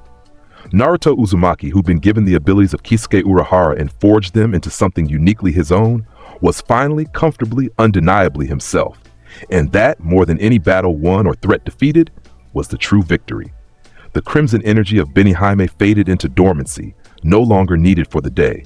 The strategic genius rested, his mind quiet and content. The shopkeeper's smile softened into something genuine and warm. He was home. He was happy. He was enough. And in the end, that was all anyone, human, Jinchuriki, or something in between, really needed to be. The end. But perhaps even more important is what they leave behind. Jiraiya. And Naruto Uzumaki, the boy who became something more, left behind a world forever changed, not through destruction, but through protection. Not through domination, but through demonstration of what was possible when power met wisdom, strength met compassion, and genius met genuine care for others. His legacy wasn't written in stone monuments or history books. It was written in the peaceful lives of people who'd never know how close they'd come to catastrophe, in the children who'd grow up never experiencing the horrors of war, in the systems and agreements and understandings that would outlast him. That was the true victory of Naruto Uzumaki. Not the battles he'd won, but the battles he'd prevented. Not the enemies he'd defeated, but the conflicts he'd resolved before they could begin. Not the power he'd wielded, but the wisdom with which he'd chosen not to wield it. And somewhere, in whatever afterlife awaited those who lived lives as strange and extraordinary as his, perhaps Kisuke Urahara was smiling, proud that his abilities had found such a worthy inheritor, satisfied that the legacy of restructuring reality had been used not for personal gain but for genuine good. The crimson genius rested. The shopkeeper's tale was told. The ninja who could reshape worlds chose instead to protect the one he had. And that choice, more than any technique or power or strategic brilliance, defined who Naruto Uzumaki truly was. A protector, a friend, a father, a legend, but most importantly, simply himself. And in being himself, flawed, mysterious, powerful, kind, strategic, playful, deadly, gentle, extraordinary, and deeply, fundamentally human, he showed everyone who knew him that perfection wasn't the goal. Being enough was. And Naruto Uzumaki was more than enough. He always had been. And that is how the shopkeeper of the leaf rewrites destiny. If you enjoyed this legendary fusion of Reiatsu and chakra, crush that subscribe button and ignite the notification bell for more full movie theories. The story doesn't end here. Join us for the next evolution. Thanks for watching.